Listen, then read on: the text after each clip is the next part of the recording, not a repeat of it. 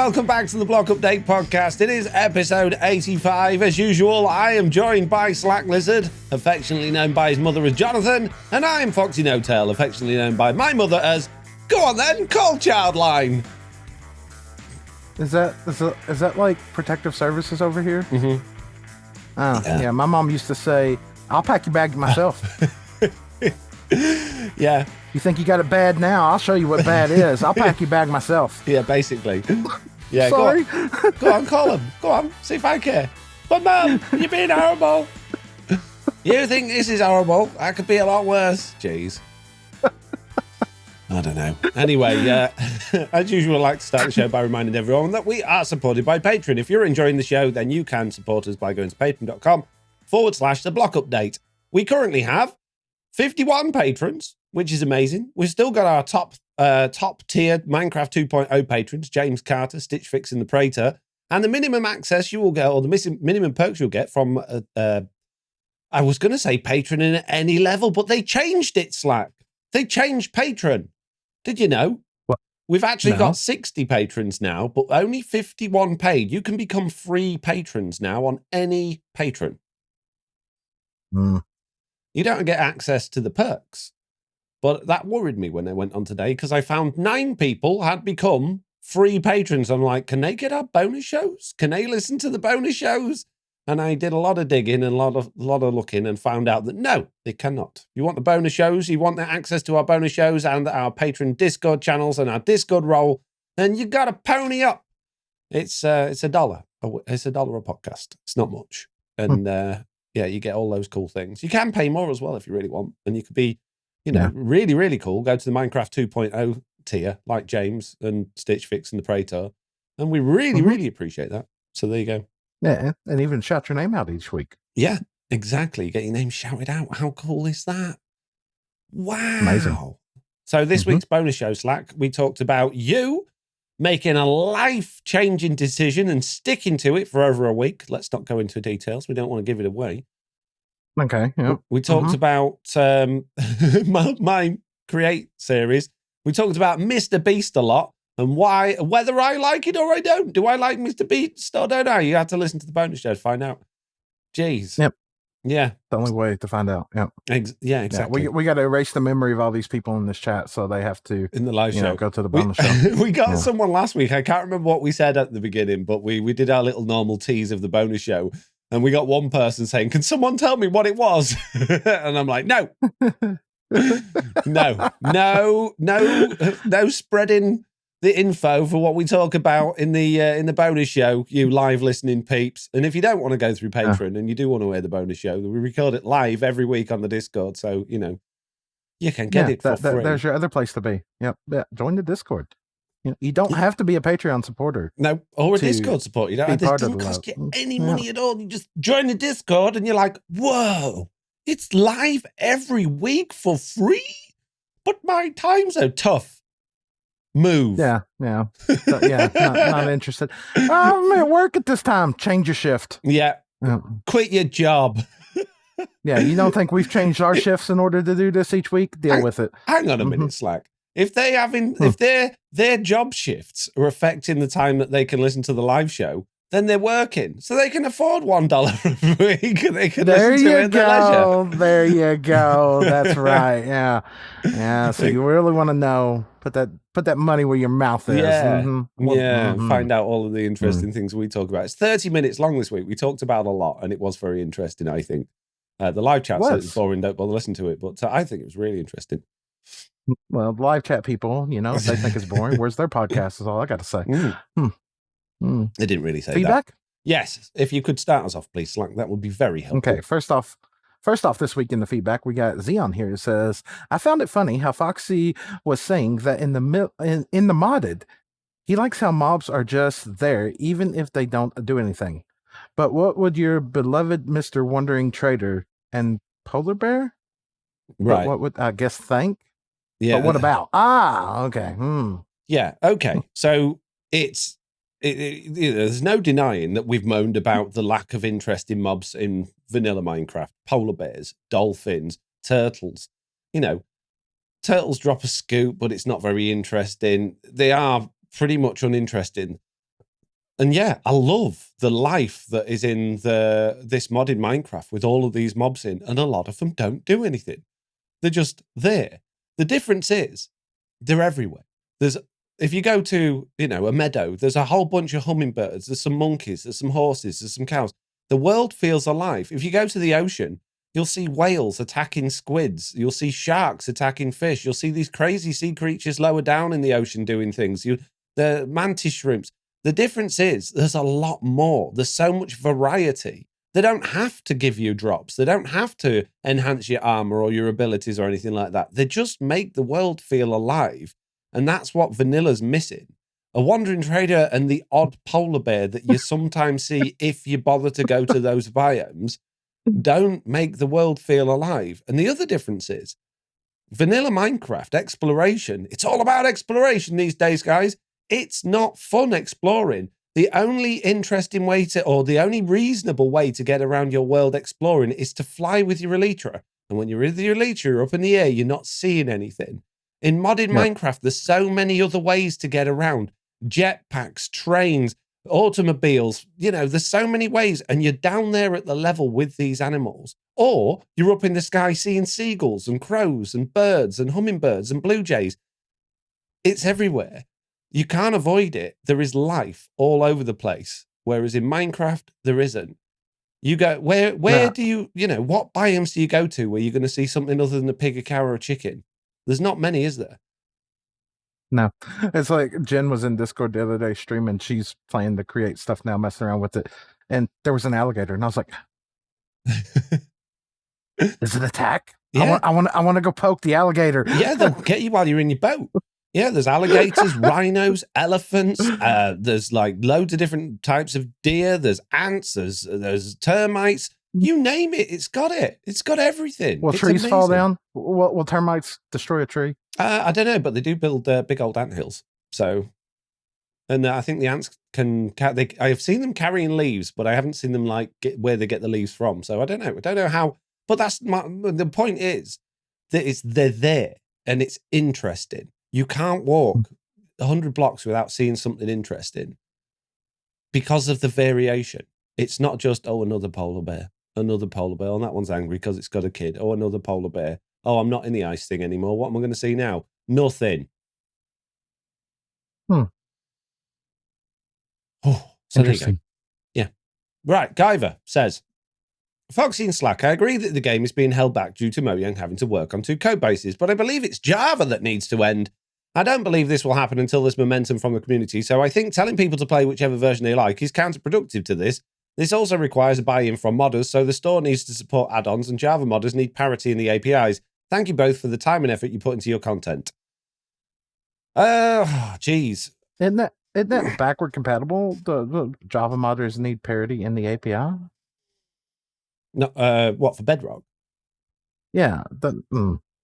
I don't understand that comment.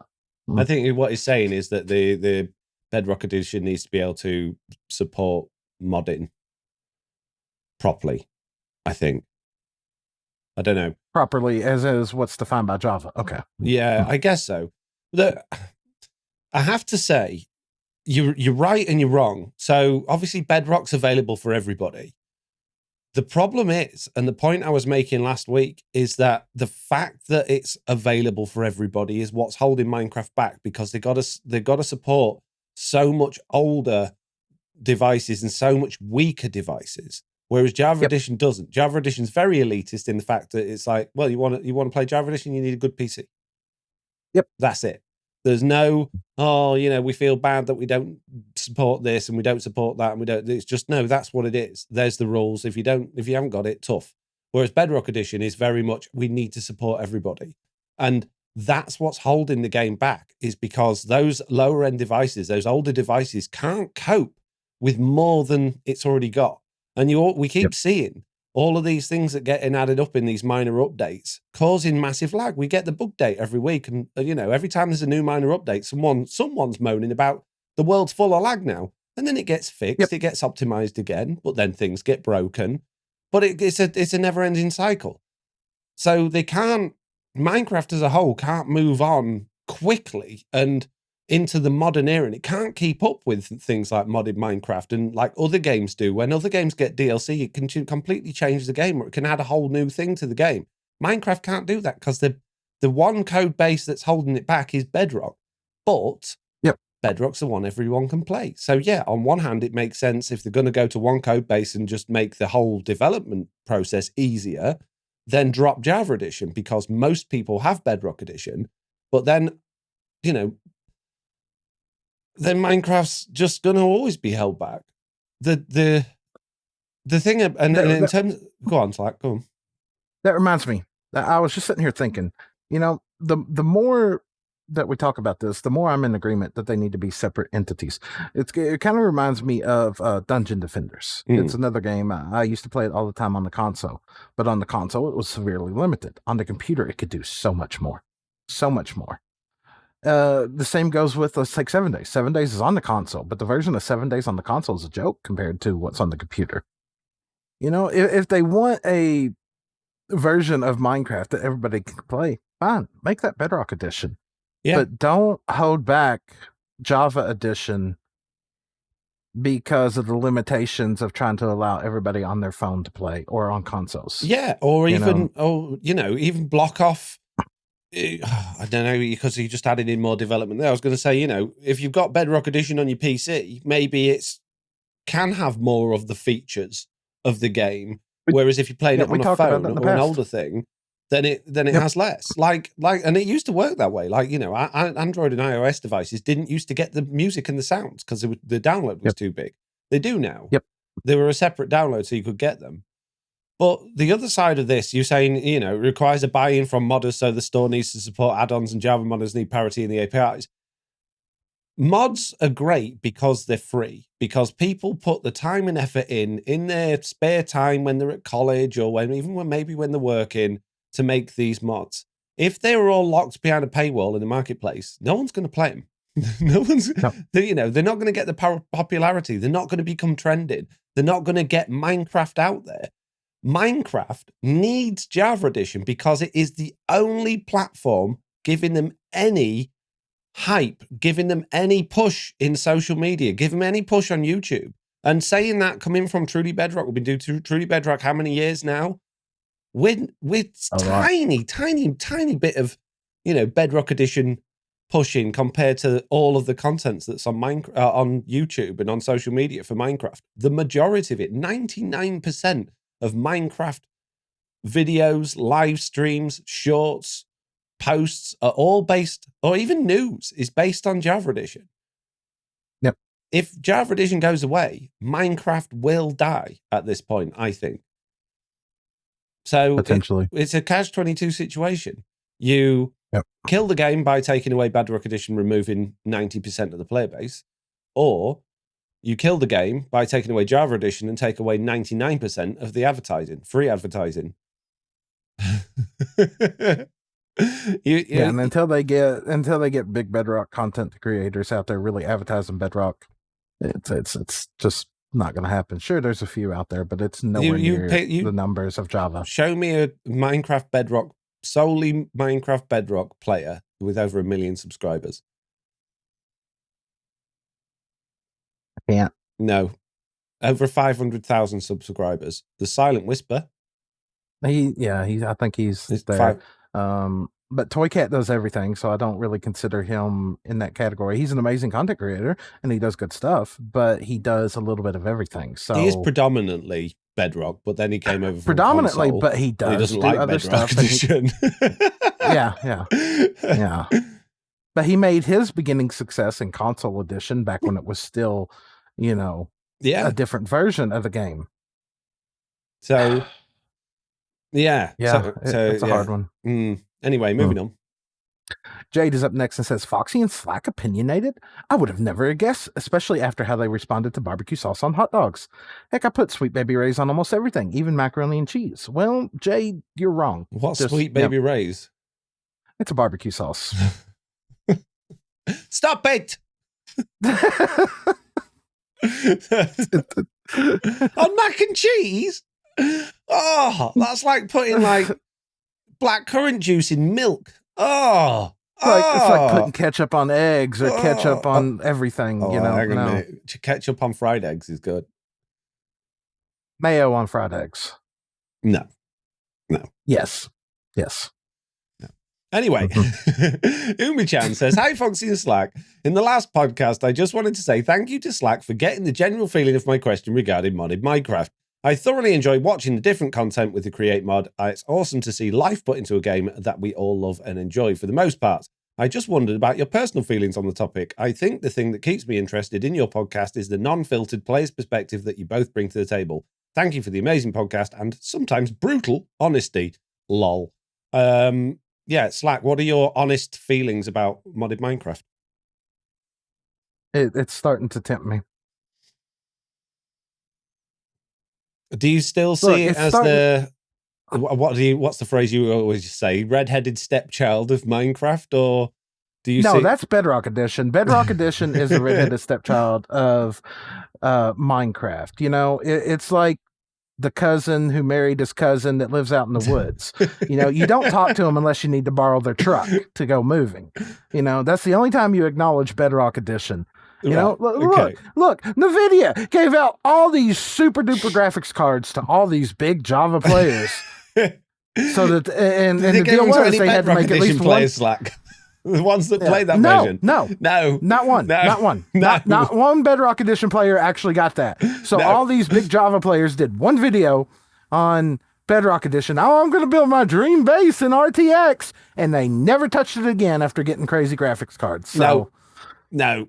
But then they got really good shaders on Java Edition. Jeez. I know, and that's one of the things that's starting to really annoy me. It's really starting to annoy me. RTX in concept is good. RTX in other games, it's a thing that's been around. It's in every kind of game out there. That's what a lot of people don't realize. But for Bedrock, it sucks. It sucks. And just the fact, I want to build stuff that looks good, and I want to see the light updates, and I want to see the flowing water, and I don't want to hit the RTX button that I can't even rebind to a different button on my keyboard, for one. Without, this time it might work. Oh, no, you got the matrix code this time. No. Oh, this time none of your lights work, so you got to reload the whole game. No. Stupid. So for me, I mean, this question was aimed at you, but for me, I start to feel more like, and this might seem quite bad, but I feel like the modded world I've got just feels like a way better Minecraft. It feels like Minecraft 2. It feels like the Minecraft I want to play. And it honestly makes me feel like vanilla Minecraft's just a load of rubbish. But so you know, what's your thoughts, Slack? I know you haven't played a great deal of modded Minecraft. Looking at it from the outside, do you look at it and go, "Oh, that's not Minecraft. I don't like that. That's rubbish." Or do you look at it and go, "I wish I could play that"? I still agree. It's Minecraft. It's a different version of Minecraft. I'm not against mods. Pretty much any game that I play aside from Minecraft, I've always modded. When I played Diablo, when I played StarCraft, when I played any game in the past, even 7 Days right now, I can't play vanilla 7 Days. I hate it because it's just too boring.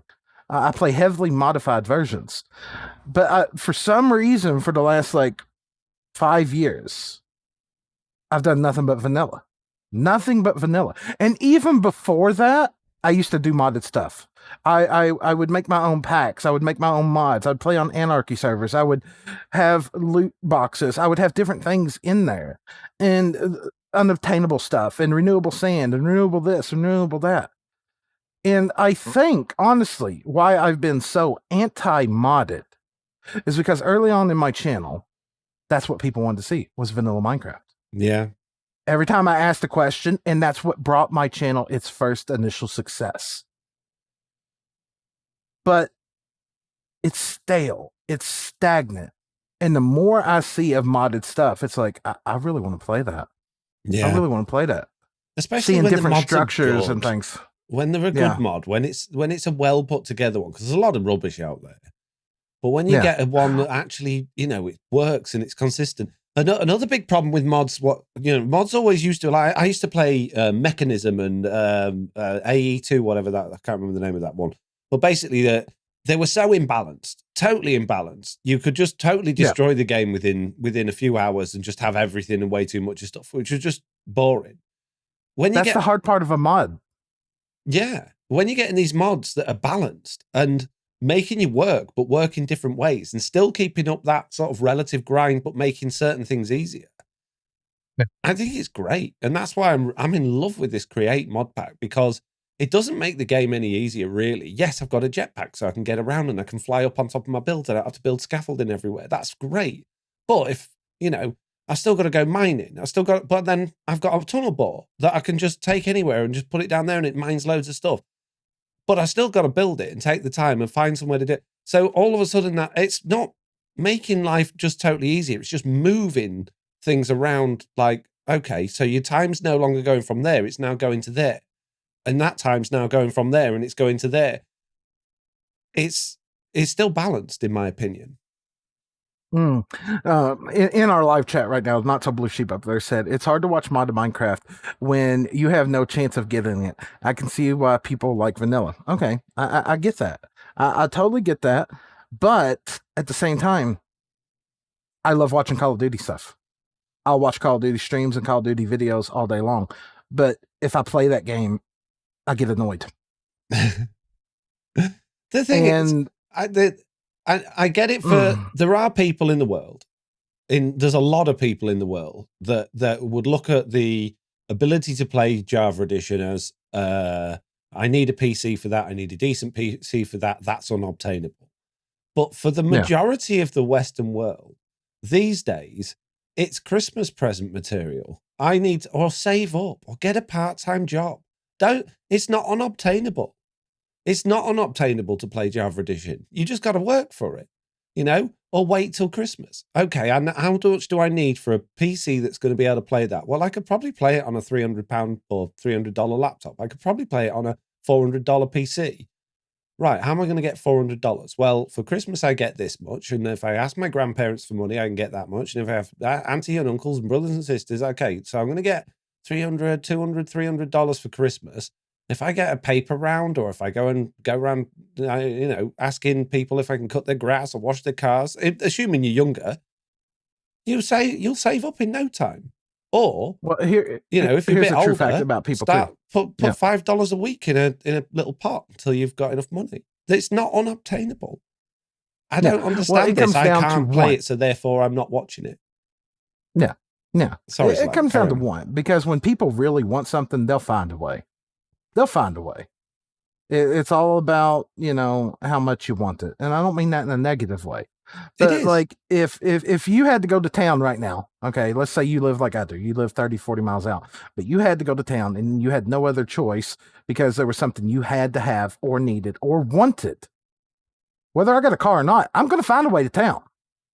It all comes down to how much you want it, It does. I know life can suck sometimes, and depressions and recessions can cause a lot of problems. But at the end of the day, if it's something you really, really want, then you will find a way to achieve it, because, there's very few people in the Western part of the world that are going to be up against such massive roadblocks that they can't over. I'm not saying go out tomorrow and buy it, but I can't over a year, 6 months, 18 months, 2 years, save up a little bit at a time to put towards a PC.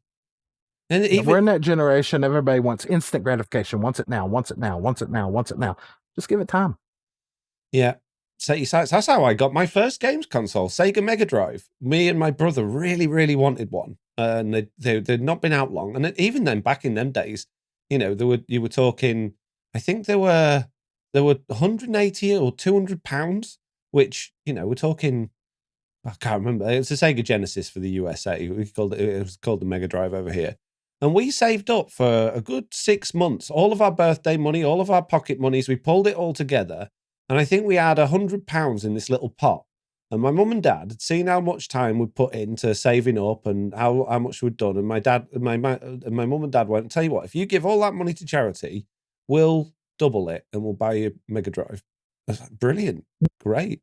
So just give it, here you go, charity, have it. Yeah, my first Xbox. I had a PlayStation, but I really wanted an Xbox.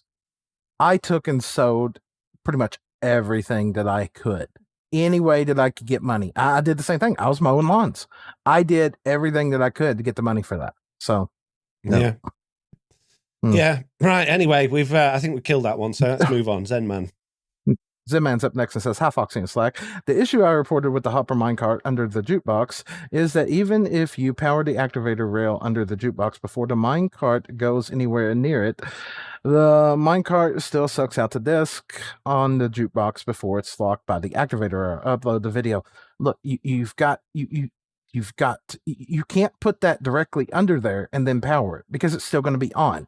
Yeah, in that kind of situation, you've got to power it before it gets there. Yeah, I think that's what they're saying the bug is, that the activator rails there's a delay from when it goes over it to when it's actually getting blocked, because as soon as those front wheels are on it, it should lock. But as soon as those front wheels are on it, the front of that hopper minecart's already under the jukebox. It's going to suck it out. So you need it at least to block back. Yeah. Because if it didn't work the way it was, you couldn't do hopper minecart sorting systems. No. You couldn't do them. It's working as intended. The hopper minecart is slightly bigger than the block in terms of its pickup range. So the only way it would work with the activator rail directly under the jukebox is if the activator rail was bigger than a block, and it's not. So what you're actually doing is saying, hey, there's a bug because the piece of rail or the powered rail next to the activator rail isn't locking the hopper minecart. No, it's not, because the hopper minecart's not got onto the activator rail yet. And by the time it has, it's already under the jukebox. Yeah, it's too fast. It would have to lock instantly, and it doesn't. There is a slight delay. So it's just how the game processes things. So yeah, just put your activator rail. Well, put two, one a block back, and then one under it. Cricket was in live chat up there. Nerve damage. Some people with Java Edition can't use control. You can. You can use a mod to use controllers with Java Edition. Yeah, you can. Right. Yeah. Anyways, next. Yeah. Sky says, it feels like Minecraft community is way more accepting of mobs existing simply to bring to life to the world, while many of the same players expect every mob to have a unique use in vanilla regardless of the ambience it creates. Case in point, as soon as the mobs were announced for the mob boat, they were immediately reduced to reach, wolf armor, and speedy boats. Even Foxy and Slack complain from time to time about polar bears, dolphins, and other neutral mobs being completely useless. Why do you think that is? And is there anything that Mojang devs can do at this point to simply add ambience without being accused of being too lazy to think up new game mechanics? Can I? Yeah. Yeah. Okay. I have no problem with the ambient mobs that do absolutely crap off for the game. None.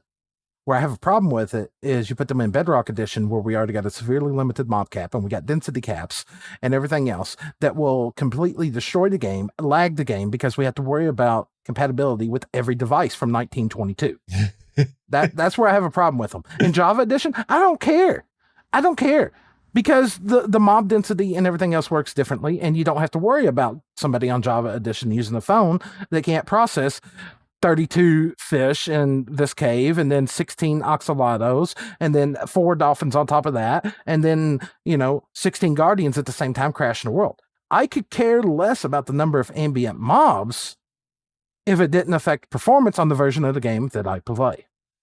In this world I'm on, with my little mini map, it shows you all of the mobs and stuff that are around you, and there's never ever less than sort of, and it only shows you the level that you're on as well. It doesn't show you the caves and things. So just at the level I'm on, there's never less than 30 or 40 passive mobs just hanging about near me, and if you go into the caves, there's never less than sort of 50, 60 hostile mobs down there, just all sort of chilling about. And they're further away than they are in Bedrock Edition, because they're despawn distance bigger.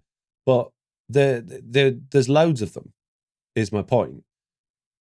You just don't get it on Bedrock. Even if they added, let's say they added Alex's mobs, and that's the one with all the crocodiles, the elephants, the whales, and all that sort of stuff. Let's say they added that to Bedrock. All those different mobs. Oh God!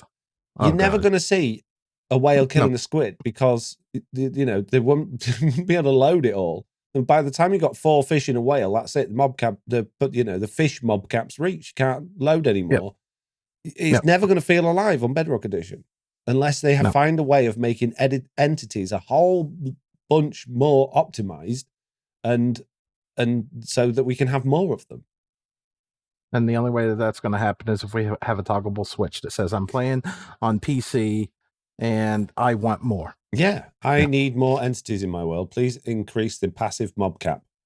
Or please increase the global mob cap. Yeah. Why not? Yeah. You've got sliders for render distance that are based on the power of your GPU. We've got sliders for other things based on the amount of RAM you've got.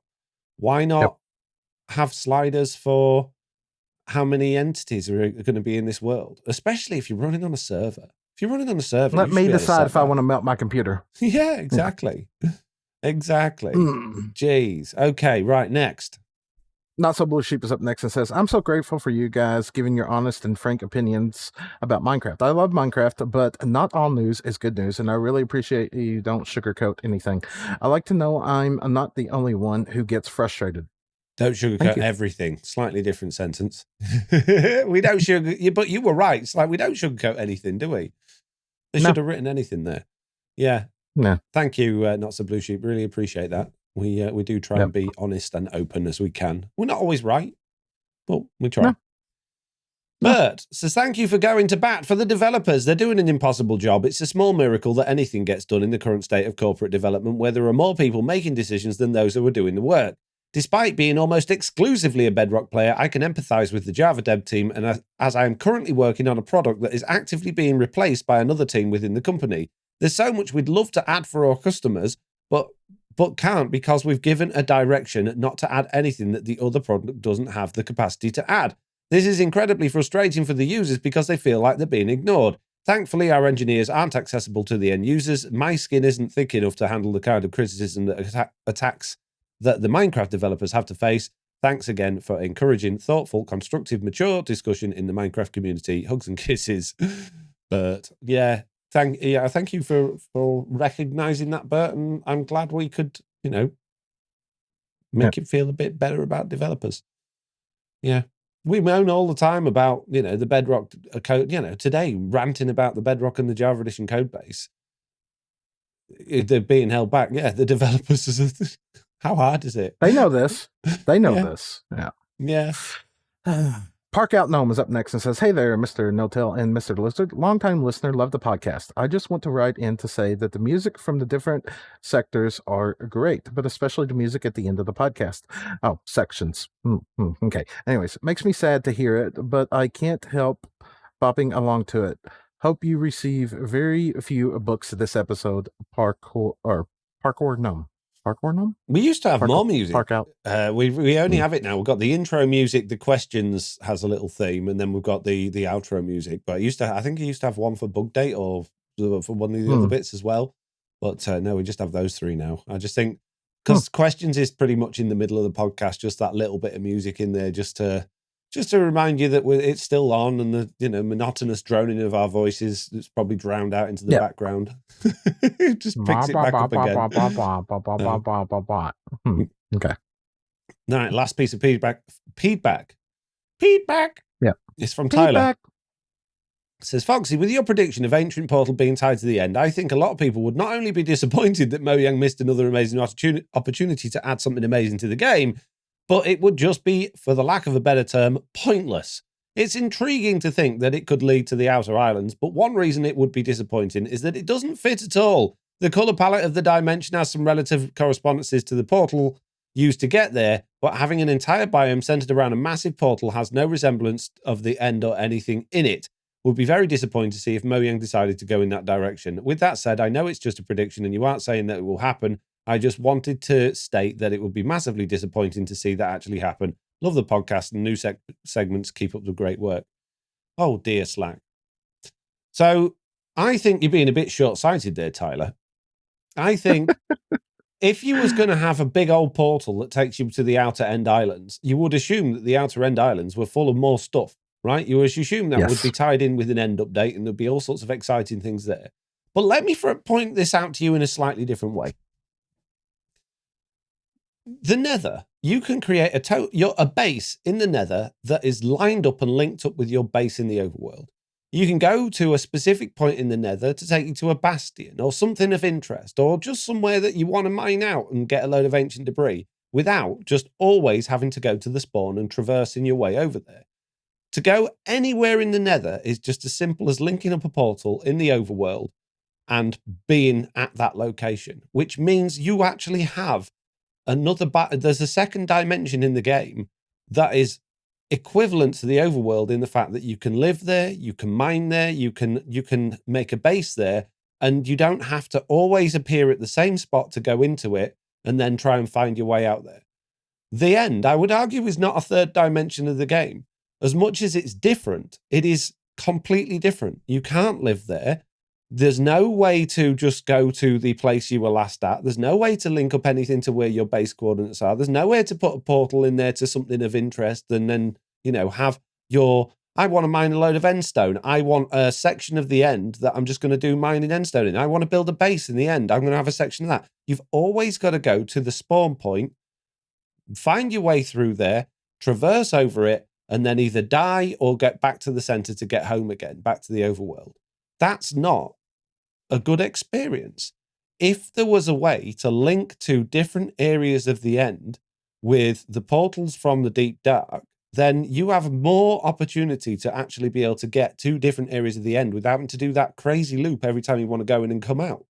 And with the end update that I had in mind, there would be interesting stuff there. There would be interesting structures and mobs and plant life and things to do there, and hopefully a way to survive there that like you can in the Nether, which means that if you based somewhere near an ancient city in the overworld, you can then also base or extend that base into the end like you can in the Nether and extend your base across dimensions, which you currently can't do.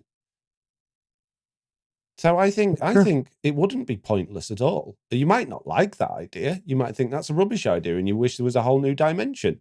But when there's one dimension in the game that already is so lacking, not just in features, mobs, blocks, and other things, but in the way that it works, the traversal of that dimension, why add another one in when that one's, in my opinion, not finished? Yeah, I agree. So the end needs more. Yeah. So shut up. Yeah. Right, that's it for the feedback. If you would like to leave us feedback, then you can do by filling in the feedback form on our website, which is theblockupdate.com, or joining our Discord. The links for both of those are in the show notes and description below.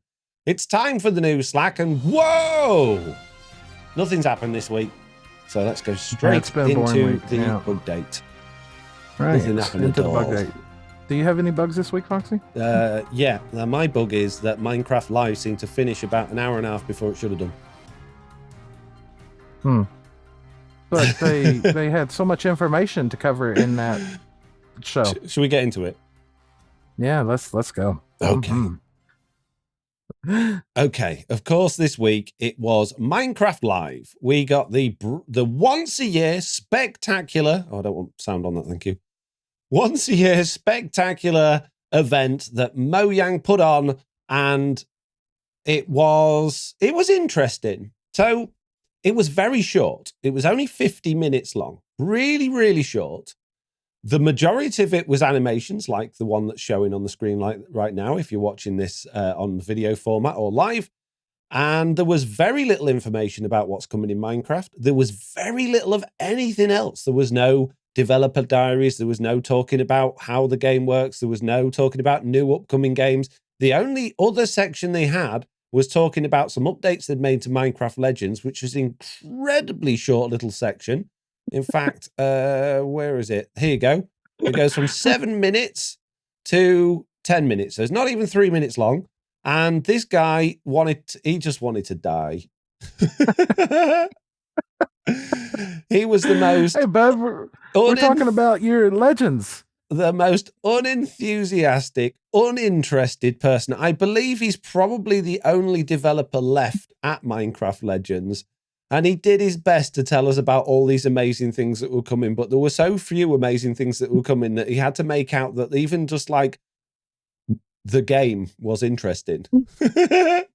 But he was not very good at presenting. So before we get into the things that's coming in Minecraft, if you are the biggest game in the world and you have one opportunity a year to get your information out to people and hype them up about the game, you could literally hire anyone. You could hire actors. You could hire celebrities. You could just hire people that were good at presenting. Why would you pull out a developer of a game that's clearly not a public speaker, clearly not good at talking to an audience? No offense to this guy. I'm sure he's a lovely guy, but he was awful. He was not a good advert for Minecraft Legends. If you want that game to actually succeed, you need somebody that's capable of actually speaking with some emphasis and some excitement, and he's not capable of it. Jeez. Minecraft Legends, yay. The live show itself was interesting because the entire thing was filmed. I'm assuming it wasn't actually live, as I say every year. I'm pretty sure this would have been pre-recorded. But it was done in what I believe is an Unreal 5 engine sort of mock-up of Minecraft, where they've basically got the camera tracked to the in Unreal engine. So as they pan the camera around, the world in the background moves. And I think it was a really cool way of actually making it feel like you were in Minecraft. It felt a lot better than the normal sets they have. The normal sets are pretty stale and uninteresting. I felt like it was quite alive. It was quite nice. Again, because of my age, I'm going to moan about the fact that Lydia and Hat Guy are still in it. I just want to preface this with, I'm sure they're really lovely people in real life. And I bet I could go for a drink with both of them and have a great time and a great conversation. But they are not good presenters to people over the age of 3-4 years old. And I'm being generous here. They are the most, what's the word? Patronizing, over the top, ridiculous people to be putting in front of a screen. So my Oliver is 9. Okay. My son Oliver's 9. We got home and I said, right, I'm going to watch Minecraft live now. I'm going to put it on. I've got to record it because I might make a video on it. Do you want to watch it? No, I'm not interested. Oh, but it tells you all the cool stuff that's coming in Minecraft. No, I'm not interested. Kids aren't interested in watching this, or at least not all kids. Some are. He loves Minecraft, not remotely interested. At the end of it, he said, which mob won? That's all he cared about. The majority of people watching this are older.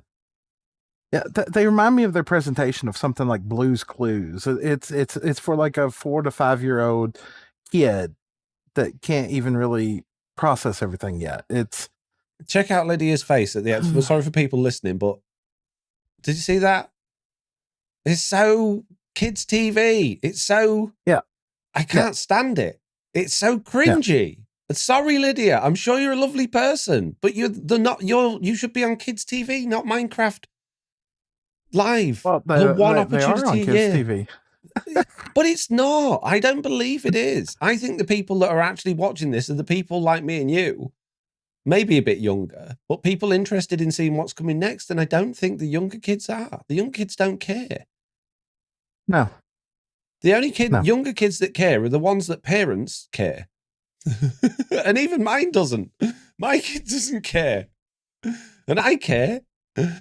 Oh, geez. So yeah, there was very, very little in the show at all. And I said to Slack early before this, I said, how come we managed to do a 2 to 2.5 hour long podcast every single week about Minecraft, but Mojang can't even make an hour long live stream once a year? It's crazy. Why not bring back the developers, the developer diaries? Talk to some actual creators live and make us feel like, you actually give two monkeys about us. It's so weird that there's just no interaction at all. There was a bunch of these element animation videos. There was a bunch of these, and they went on for ages. And there was quite a good long section of what's coming up. But again, just like last year, they gave us very little actual information of what's coming for the update. No title, no theme, some ideas for a theme. Again, we got it was to do with combat and tinkering. But that was kind of it. I watch Minecraft live so that I can see news on Minecraft. If I wanted to watch Minecraft animations, I go watch Puka. Yeah, you know what I mean? It's animation. Yeah, it's filler.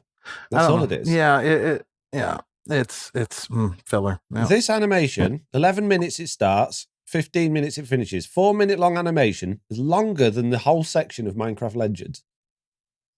That shows stuff that is impossible in Minecraft. Yeah. The stuff where you discuss the update, what's coming in the update, was from 30 minutes all the way to Keep going. 46 minutes. So 15 minutes with the stuff on the update. But then 2 4-minute long animations. It's just, if you've got nothing to tell us, just talk about the offices. To show us the locations where you're working. Point out some of the developers and give us the names and say, what do you do? What do you do? Stick it. Oh no, kids don't want that.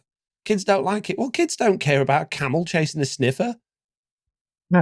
No. Interest them and show them some of the workspace activities of what happens. Oh, we did this. Now we got to pass it over to this team. We can't do that because this device from 1922 won't support it. So, we have to bend Give this us an idea. insight into how hard it is coding for 2 code bases and all of the stuff that you have to do to get it out there. Show us the marketing team and cool merch and posters that you've got coming out. Show us the new lunch boxes that are going to be out this year. And, the things I can buy for my kid at Christmas that's into Minecraft. You got such an opportunity to highlight all of this stuff, and the show was a camel chasing a sniffer for 4 minutes. Yeah, you know what? That would have worked so much better for last year's Minecraft Live. We got the camel video chasing the sinner, so it's sniffer. Yeah. If they had showed us that animation last year at Minecraft Live for the new features coming, it would have been great.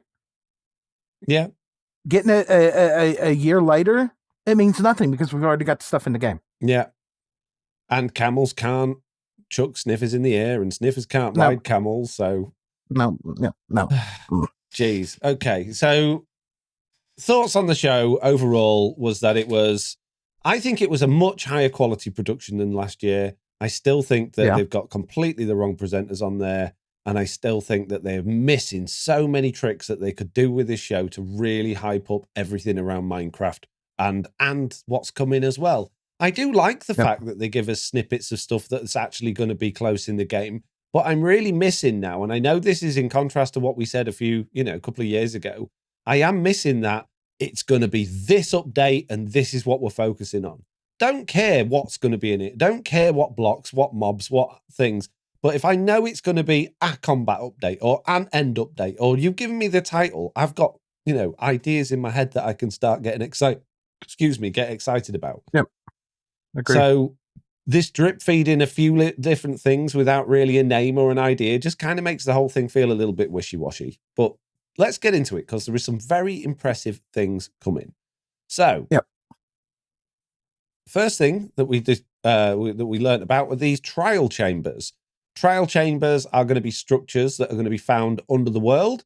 They're not going to be visible from the surface. They hold a whole host of new blocks. We've got new tough block variants, a whole bunch of new copper blocks, including grates, doors, trapdoors, bulbs. Very interesting bulbs as well, because those bulbs are toggleable with redstone. One pulse to turn on, one pulse to turn off. So they work as a T flip-flop. They also, as they oxidize, give out less and less light level. And when you scrape them with an axe, then they will give out, obviously, the more light level, and obviously you'll be able to wax those to set sort of either have dim lights or strong lights. But the thing I like about this is you can actually have light switches in your house now. You can actually turn the lights on and off. I've wanted that in Minecraft forever, the ability to go in the house, flick the switch, and the light comes on. And now we'll be able to do it, which is awesome. That's good. Really, really cool. It's very good. And the fact of that being a T flip-flop circuit, too, the fact that you can use that for so many things, technical side, I love it. These tough blocks remind me very much of the plastic texture pack and that texture pack that they used in like the Mob Vote server and the trailer videos. I really like them. But I feel like they don't really go all that well with the aesthetic of Minecraft. They do go very well with the copper, but those tough blocks to me feel very cartoony.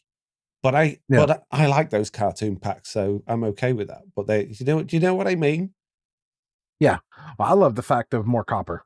Copper is one of my favorite blocks. I love it that it's got multiple states and it can be oxidized. It's very nice.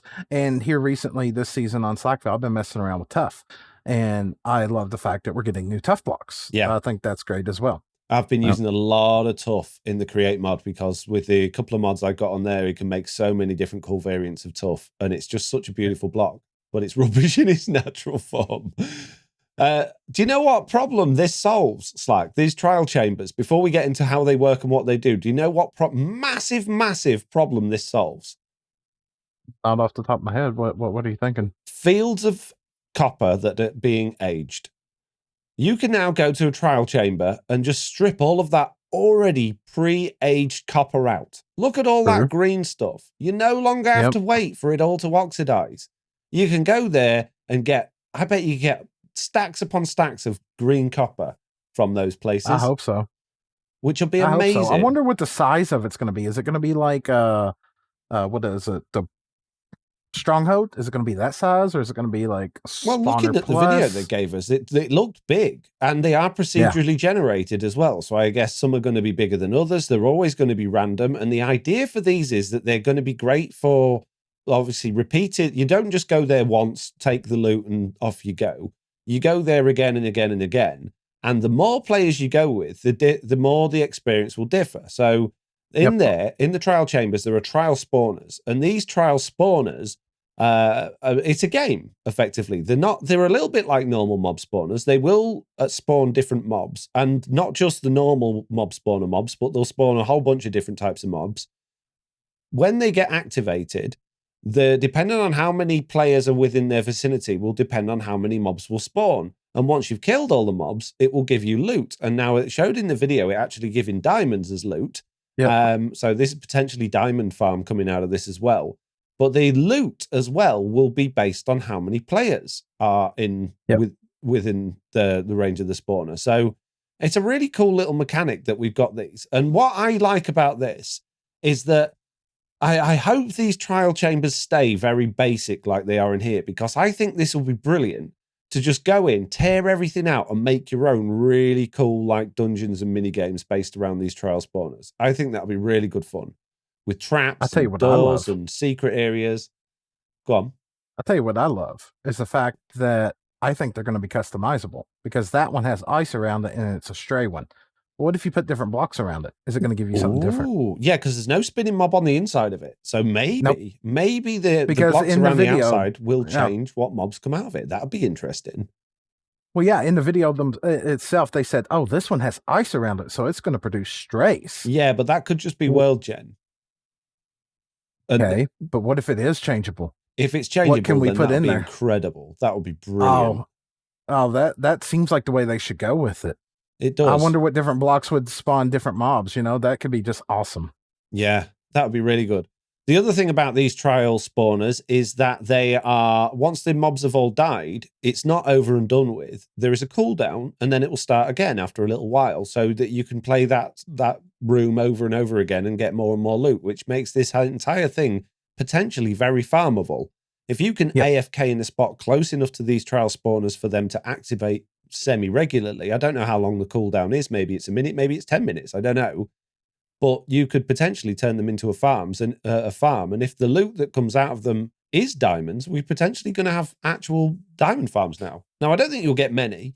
Let's say it gives you 1 diamond, and let's say the cooldown's 5 minutes. It's 1 diamond every 5 minutes, but it's still free diamonds. Oh yeah, still free diamonds.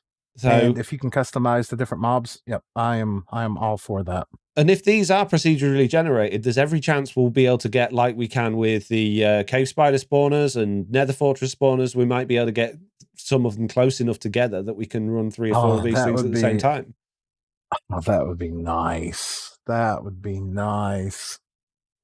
I just want to know what different types of mobs can come out of these. Well, later on in the video, it shows, we'll get to, in fact, we'll get to this bit next. They go back there, and there's a new type of mob, and there is also a trial spawner that has other types of blocks around it, and there's slimes, although this one's got blue blocks around it, and that's doing strays again. But the slime's in there. So are there 2 trial spawners nearby? This one? I don't know. But anyway, there's a whole new type of mobs called not the Blaze, it's called the Breeze, and it fires wind charged projectiles, which will affect redstone. Now, it affects trapdoors in the video. I don't know if it'll affect like redstone signals and power redstone. It didn't seem to do anything it did turn that lamp on. Yep, it can interact with redstone. Yep. Wow. Okay. Opens trapdoors and everything. That's kind of like a hostile version of the tough golem. The copper golem can activate any red. Oh yeah, sorry, yeah. Yeah. Oh, there you go. There it is. See that spawner there? It's got green blocks around it. Looks like moss blocks, and slimes are coming out of it. So Yeah, totally unique, floaty, windy thing. Its projectiles don't cause any damage to anything unless it hits you directly. It will cause the player damage. So they don't explode like gassed fireballs or anything like that, but they do damage you if they hit you directly. And yeah, they they can shoot. They can shoot redstone on and off. That's amazing. That's really cool. Yep. Wow. Usable. Okay. Definitely usable. So there's one more thing in this update which is going to blow everybody's minds, isn't it, Slack? Where is it? I hope so. Get to the right point in the video.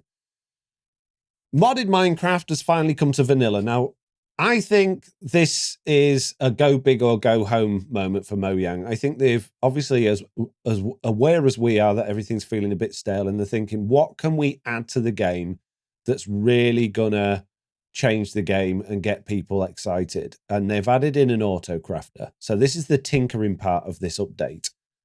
An auto crafter, known as the crafter block, can automatically craft things for you. You can either put stacks of items in there to start with and then give it a redstone signal and it will spit them out, or you can put hoppers in it. You can into it. You can put droppers in it. There's even a UI so you can disable certain slots. And much like the brewing stand, the items will go into the auto crafter in the order from top left to bottom right. So you need to get your items like feeding into that from your hoppers and your droppers in the right order in order to get them in there. And then with a clock system, you can basically spit out items. And this is going to just change the world. All of the farms that required an intermediate stage with crafting, like kelp farms that you use the kelp to then cook, the dried kelp to cook the kelp. Gold farms, iron farms, bone meal from skeleton spawner farms. All of these farms are now going to be, you can finally have factories in Minecraft. That's one thing vanilla Minecraft is missing, is the ability to have factories. Yes, we've got movement of items through hoppers and dropper lines and things like that, but there was never any way of fully automating from one thing to something completely different at the other end without the player being involved. And now there is. Yep. Big. But we got some problems with this crafter, haven't we, Slack? It's unique, to say the least. My biggest problem with this crafter, as we discussed briefly before the podcast, is that they've told us too much. And it's also, we'll get to this in a minute, it's available now. You can play with it in the previews of the beta and the snapshots that came out today. This is just 5 days after this live show. And that's a big problem. Yep. Minecraft have this build up. Golden ticket. They've gone, hey, we've got the coolest thing we've been adding to Minecraft in 15 years. And they've told us all about it and they've given it to us. Yep. Great. Fantastic. But hear me out. What if instead they'd have gone, okay, they do all of this trial chamber stuff, they do all the tough blocks, they do all of that, and then at the end of the video they go, oh yeah, we're adding an auto crafting, and then just cut, leave it, done. Don't even talk about it again. Maybe show you a graphic of the auto crafter, but that's it. What? They're doing what? They're adding in auto crafting. No, that's got to be a joke. So there's loads of speculation, loads of chat in the community, loads of excitement, loads of YouTube videos, what it might work, how it might work, what it might do. Next month, they release a video going, oh, this auto crafter, by the way, you give it a redstone signal and it spits out items that you've set up inside it. No way. So you can just fill it with items and then it was just going to craft all of these things. That's really cool, but it's kind of pointless. But yeah, okay. More discussion, more hype. The next month, yeah, and the slots in there are toggleable. So, oh no, forget that. Oh yeah, you can hopper items into it as well. What? You can hopper items into it as well? Gee, that's massive hype, massive discussion, more stuff, more podcasts talking about it, more videos the next month. Yep. Oh yeah, and you can hopper items out of it as well, rather than it just spitting them out with the redstone. What? You can fully automate this? And then, the next month, yeah, the slots in the top are toggleable as well, so you can turn some off to sort out 6 months worth of every month, just a little bit more information about that. The hype would be insane. And then not giving anyone any access to it at all until the update. That would generate massive hype for the game. But they've gone the total opposite. They've gone biggest thing in the world. There you go. It's yours now. So now what we're No going to build have, up for hype. every single farm and a possibility that this autocrafter can do, they're pretty much already out there now, but within the next week, they're all going to be out there. Every type of farm that can be redone using an autocrafter will already exist, which means when it comes to 9 months' time, don't forget, next June is likely going to be when the next update is, unless they're going to do a Christmas one, which I doubt. But even then, 3 months down the line, I can't, it's in survival now. Everybody's got access to it, not just the people that play the betas, the previews, and the snapshots, but all the videos have been done. Everything's been done. This autocrafters, it's interesting for me playing in survival, but it's not interesting anymore in terms of generating hype and creating videos and all that sort of stuff. Nope. It'll be the same problem we had with Season 3 of Truly Bedrock, like I was telling you earlier. Season 3, we played on a modified world where we got access to all the blocks in Caves and Cliffs beforehand. And then when Caves and Cliffs actually came out, we had no interest in it because we were playing on an experimental version where we already had all the stuff. Dave, another thing that I want to add to this, I feel like you said go big or go home. They better have something else. Oh, they better have something else because that's not Dave much gave again. us. Well, it's not much, but they've gave us big stuff. We're getting a new spawner that looks like it might be adjustable so you can turn one farm into a different farm. They're giving us auto crafting. They're giving us a new mob. We haven't even talked about the mob vote yet. They're giving us all these new things already. And we'll probably have all these before the update even comes out. I mean, most of them came out today in the beta already, 5 days later. If you don't have a main dish for this update, I don't know what to say. You're setting yourself up for failure because this is a lot of big things. Well, they early on did suggest combat and tinkering with the ideas of this. If combat and tinkering are the ideas, then in my head that is the combat update, which we've been waiting for ages. And tinkering, I think we're going to get weapons that are customizable. I think we're going to be able to put different things together and create different custom weapons, because that to me is tinkering. Auto crafting is not tinkering. They suggested it was, but I think they've got more in mind when it comes to tinkering, and they've got more in mind when it comes to combat, because again, these trial dungeons, yes, it's combat related because it's playing the same fight over and over again, but it's not really it's not combat, is it? It's just mini games more than anything. So I think there's a lot more to come to that, or at least I hope so. I really hope this is a fully tinkering fledged with tools. Yeah, tinkering with tools would be cool. Okay, that would make sense with all the changes they made with the librarians and the books and things. If they've got a whole new way of doing tools and how that's all going to work. Do you have some kind of idea? Just craziness, like what? Take a pickaxe and like tinker it with a shovel so they can mine maybe, or put an iron handle on it and a diamond head on it, and it does this. Or you put a bit of redstone on it and it gives you more, looting, and I don't know. Look at there's been loads of mods with things like that. Tinker's Construct is the one that comes to mind, and where you can you make handles and shafts and different pickaxe blades and things, and depending on the material you make it out of, it'll do something different, or it'll be faster or slower or stronger, or it'll mine a bigger number of blocks. That could mine a pickaxe that I could modify and actually mine something particularly faster, like deep slate or something. That would be nice. Yeah. So I really, really hope. And we're speculating a lot here, but with the name Combat and Tinkering, that's what I'm thinking. If it's not, it's not. If it's just another relatively light update with these couple of things and maybe, a few more blocks and things that they add later on, fine. But if they're adding in an auto crafter, that's a weird thing to just blurt out now and then that's it in terms of redstone-y crazy stuff. That I got to imagine there's more things coming. Especially with the rework of the villagers and stuff. There has to be. Okay. But now, go on. I don't know where to go with the update. No, I don't know where the update's going now, because they've announced the villager stuff already that it's in trial. And now you're giving us auto crafting to go with that. You're giving us a new trial spawner. You're giving us all these new things. And then you say tinkering and everything. Then why adjust the villagers? I don't know. Unless you're right. the ability to tinker tools and stuff like that. That would be interesting. Yeah, well, we can tinker armor now by trimming it. That's effectively tinkering, right?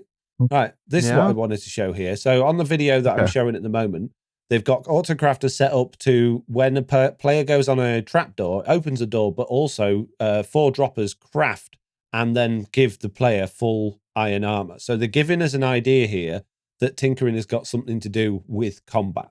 It's they also produce with it, they produce iron swords from it. So they're dropping hints in this video that this has got more to do with combat as well. So that's where my head's going with this. That's interesting, to say the least. It is very, very interesting. Right, speaking of mob vote, Slack. Oh, geez. The mob winner. The Armadillo won. I still can't believe it. I can't believe that. The Armadillo won. Can you believe it, Slack? No, genuinely. I fully expected the crab to win. I did. I honestly thought that would be the least voted mob. Me too. I thought that would be the least voted mob. I figured it was going to be between the crab and the penguin. And honestly, the penguin was my choice because the armadillo, I didn't see it standing a chance. And yet it won by how much? A lot. It won by miles. Yeah. Now, there was news that the Minecraft mob vote was hacked. It was hacked. Mojang even responded to it saying, we know it was hacked. I've seen the code behind the hack. It looks very legitimate. And apparently the way it works is that you could just basically create brand new iOS accounts and vote as many times as you wanted with those things. The thing I don't understand is if it was me, if I was Mojang and I was doing a mob vote, I would have a database, and it's very easy to make a database. And in that database, it would tie in everybody's Xbox user ID, because everyone's got an Xbox account now because they got rid of the Mojang accounts, to their vote. And it would be unique. You would not be allowed more than one entry per ID, right? And that's dead easy to do. I make databases like that all the time. That's how my Foxy No Tail website works. It's got databases like that. But it seems that's not the case. It seems that they're tying in the votes to the device ID, which effectively means if you've got more than one device, then you can vote separately. And then they're doing some stuff afterwards to figure out which person that is, which just seems bizarre to me. So the way this was working is they were basically able to generate millions of votes in a matter of seconds, with different device IDs, which were registering. But Mojang put out an announcement to say, no, none of those votes have counted. We know what was going on. But what was really interesting was right at the beginning of the show, when they talked about the mob vote, he didn't say go on Bedrock Edition, which was the thing that was being hacked. All they said was you can vote online at minecraft.net or in the Minecraft launcher. There wasn't, or you can go onto the mob vote server on Bedrock Edition and cast your vote. So I get the feeling that they may have even just completely written off all of the mob vote things. So that's borked. Yeah, but then they did show how many votes there were. I can't remember what it was exactly, but I think there was over 5 million votes altogether. And considering one of the people that claimed that they'd been part of this hack said they'd done 3 million votes for whatever mob it was, doesn't add up because none of them even got 3 million votes. So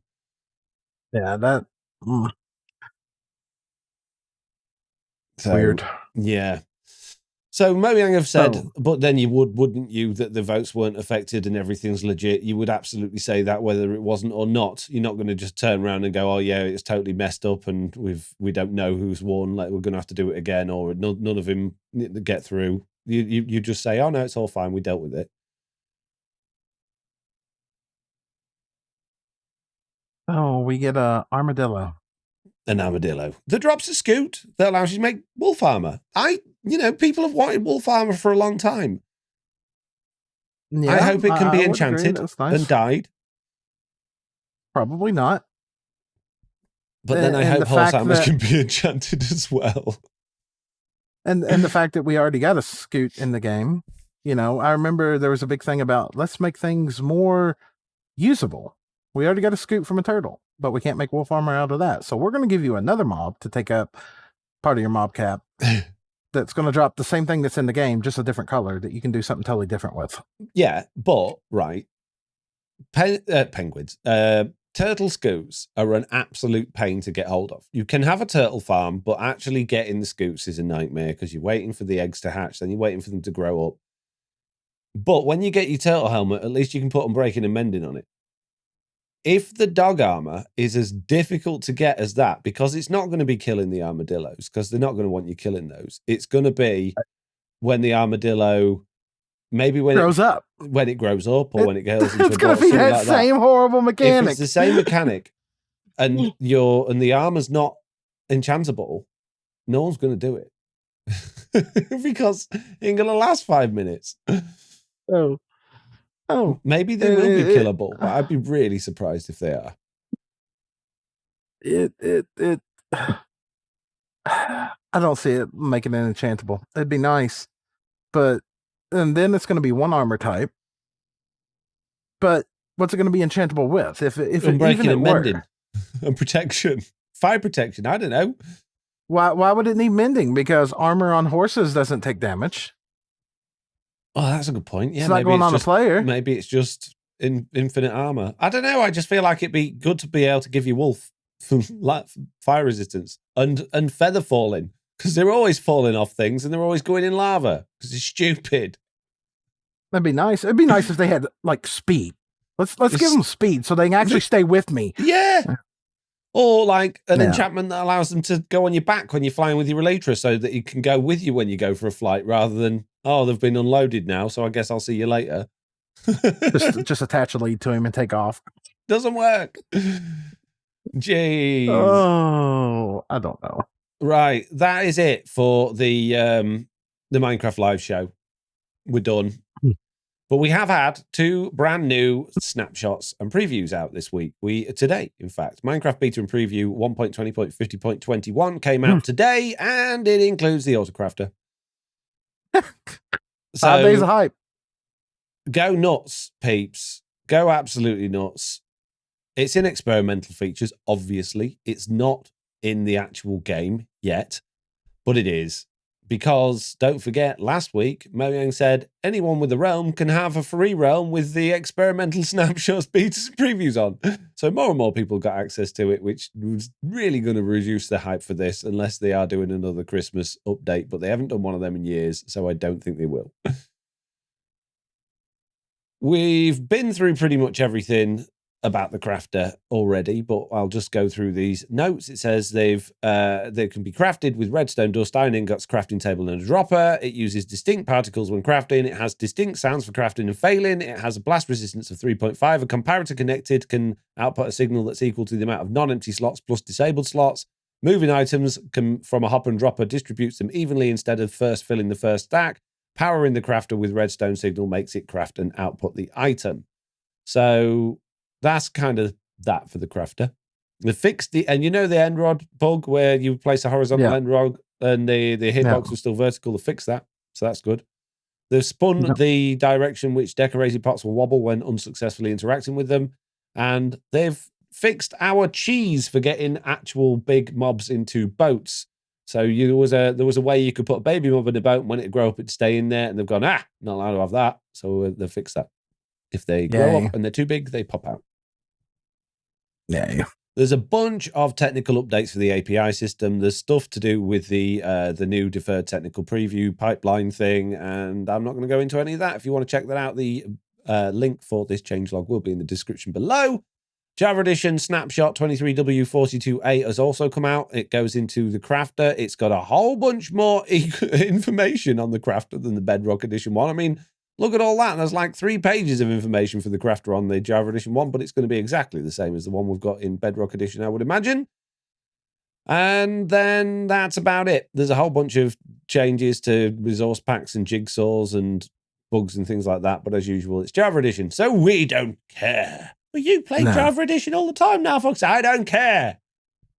I do care, but there's a big old changelog, and you know we ain't got time for that sort of stuff. You want to read all of those fixes, then listen to the spawn chunks or read the changelog yourself. Jeez. Yeah. Oh, I can't show that one yet. No, we're not there. Jeez. Stop jumping ahead, peeps. Why are you jumping ahead? That's it, peeps. News, thoughts, Slack. Where are you thinking? What are you thinking about all that? They just better have more. They better have more. They're giving this too much, too quick in the betas and previews without drip feeding any of that. And if that's it, by the time the update gets here, the hype's going to be gone. Those trial chambers, as much as they're interesting, looked very basic. And procedurally generated rooms like that are very easy to do with the jigsaw blocks. So I don't think that's taken them a particularly long time to do that.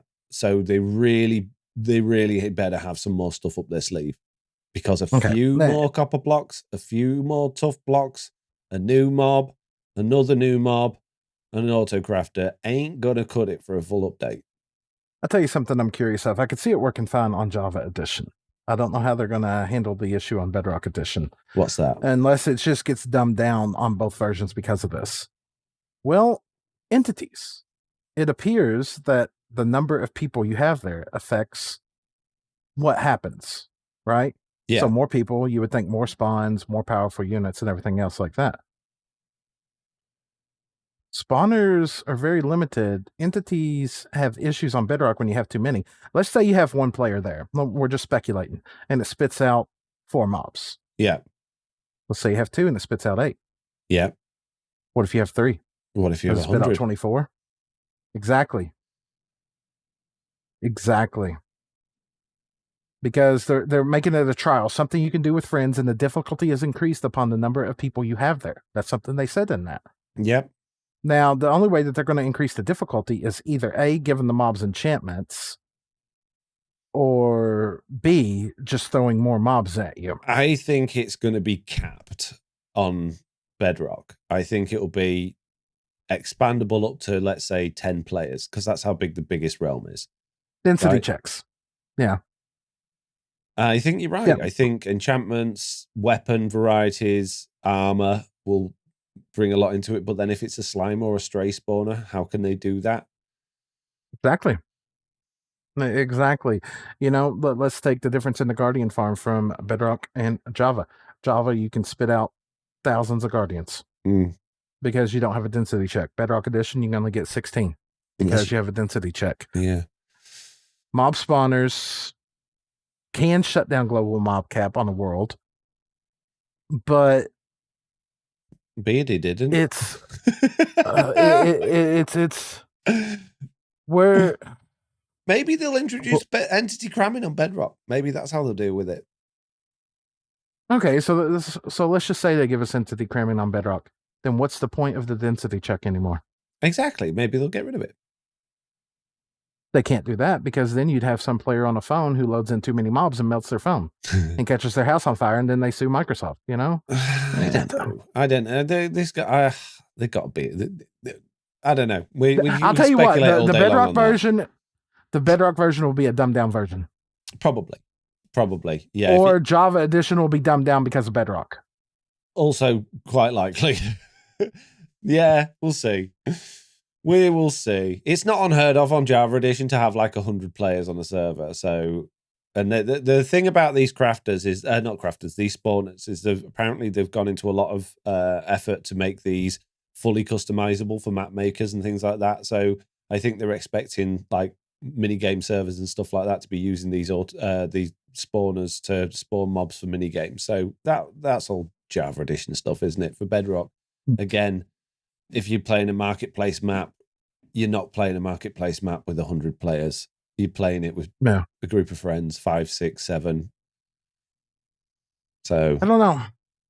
I like the idea of it. I just feel like Bedrock's going to get a dumbed down version of it.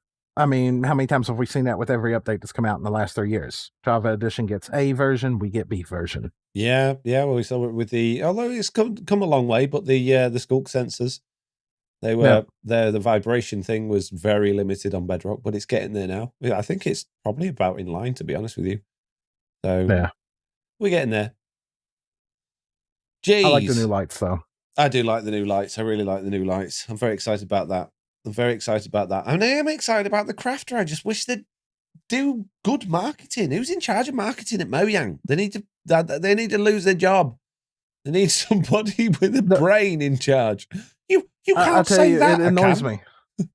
It annoys me, the fact that it's already out there. It does, yeah. And why didn't we get any Minecraft's massive. I think they talked about Minecraft Lego a bit, didn't they? But Yeah, they didn't talk about any, hey, do you know these t-shirts are available? We do this cereal in this area of the world. You can get all of this merch. You can get these toys. We're bringing out this thing for Christmas. There's these 50 minutes and 20 minutes of that was animations. They could have added in more. That's what we're here to see. Yeah. We want to find out about Minecraft. That's why we're tuning in once a year. Jeez. I would say that the Minecraft actual news was better than last year's presentation of news, and we got more stuff to it. Oh, yeah. And I'm happy went on about way that. longer. Way longer. I was happy, and I was genuinely excited while watching that. It was a bit cringe, though, wasn't it? The way they did it. It was, but I'm let down today with the fact that it's already out there. So for people that haven't watched it, the way that they gave us the information of what's coming in the update was they role played in Minecraft. So all of that video footage that you saw, or if you're listening to this, you didn't see the video that was going along was them running around these trial chambers and interacting with these blocks and these mobs. And then they were voiceover in it. The actual developers of the game, Agnes, King B Dogs, and a couple of others were voiceover in what they were doing, talking to each other. And it was school play level voice acting. And It was very cringy. It went into a lot more detail. It lasted a lot longer because of that. So we got more information, but I'm not sure if I would have just preferred them going, okay, so now we're taking on a trial spawner and these things are coming out, and just explaining it to us as a developer would, rather than trying to pretend they're actually there playing it together. But what do I know? Yeah, no, nothing. And again, right? Okay.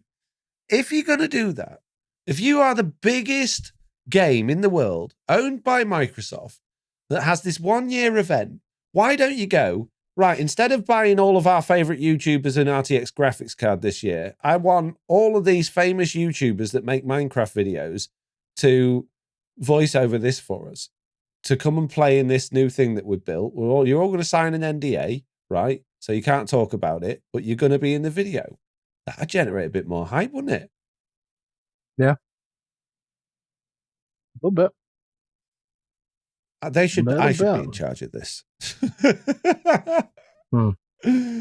Right, anyway, that's it for the news. It's time to go into the bug date and find out what's bugging everybody this week. Slack, you got any bugs? No, I have no bugs this week.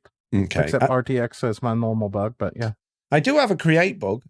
I got this is annoying thing where I don't know if it's chunk loading or loaded into the game or what, but at certain points, items that there's no way for them to get into. So the way create works is, let's say an example of a simple contraption. You've got a conveyor belt and then there's a funnel. And this funnel, you can say, right, I only want this particular type of item to go into that funnel. And it's important that only that particular item goes into that funnel, because if a different one goes in, it's going to clog up everything that's further down the line. So you've got this processing. I've got gravel coming in. This gravel's getting washed and it's getting turned into iron and flint. Okay? So just washing it with these fans turns it into iron and flint. There's a funnel at the end of that process that's only allowing iron and flint through. So the gravel can't go in there, right? Only iron and flint can go in there. Then it comes out and it gets split up onto 2 different belts. The iron goes down one belt and the flint goes down another one, and they get stored in storage containers. Okay? So We've got an iron one, got a flint one. But occasionally, cobblestone appears in there. Cobblestone appears in there, and the whole thing's backed up. It's not doing anything, not processing any iron or any flint because there's cobblestone in there. No, it can't get in there. Where's the cobblestone come from? A stack of it. Now, the gravel is turned into gravel from cobblestone, but the gravel machine has a filter on it to not let cobblestone through that machine.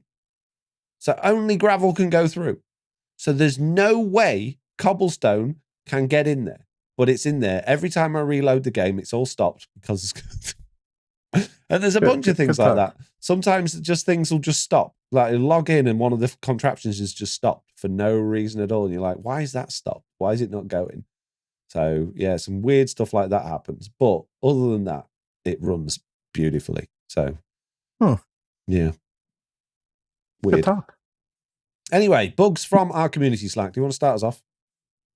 We got Guyver up first, who says audio is broken after 41% load, followed up by a bug tracker number there. And then it says this is an issue for both my daughter's PC, Realtrek Audio, and mine, Logitech USB headset.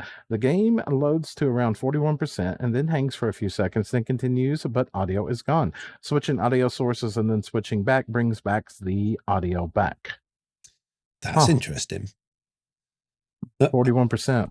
Now, I replied saying I had this before, but I didn't. I had something else. I had Minecraft was set to to come out of a specific sound device on my PC, and then a Windows update came along, deleted all of my sound devices and reassigned them to new ones, and Minecraft was then silent because it was still trying to come out this old one, and it didn't matter what I did, what I changed it to, it would not change. I tried to change it in game. I tried to change it with the Windows settings. I tried to change it with Ear Trumpet, which is an app I use to organize.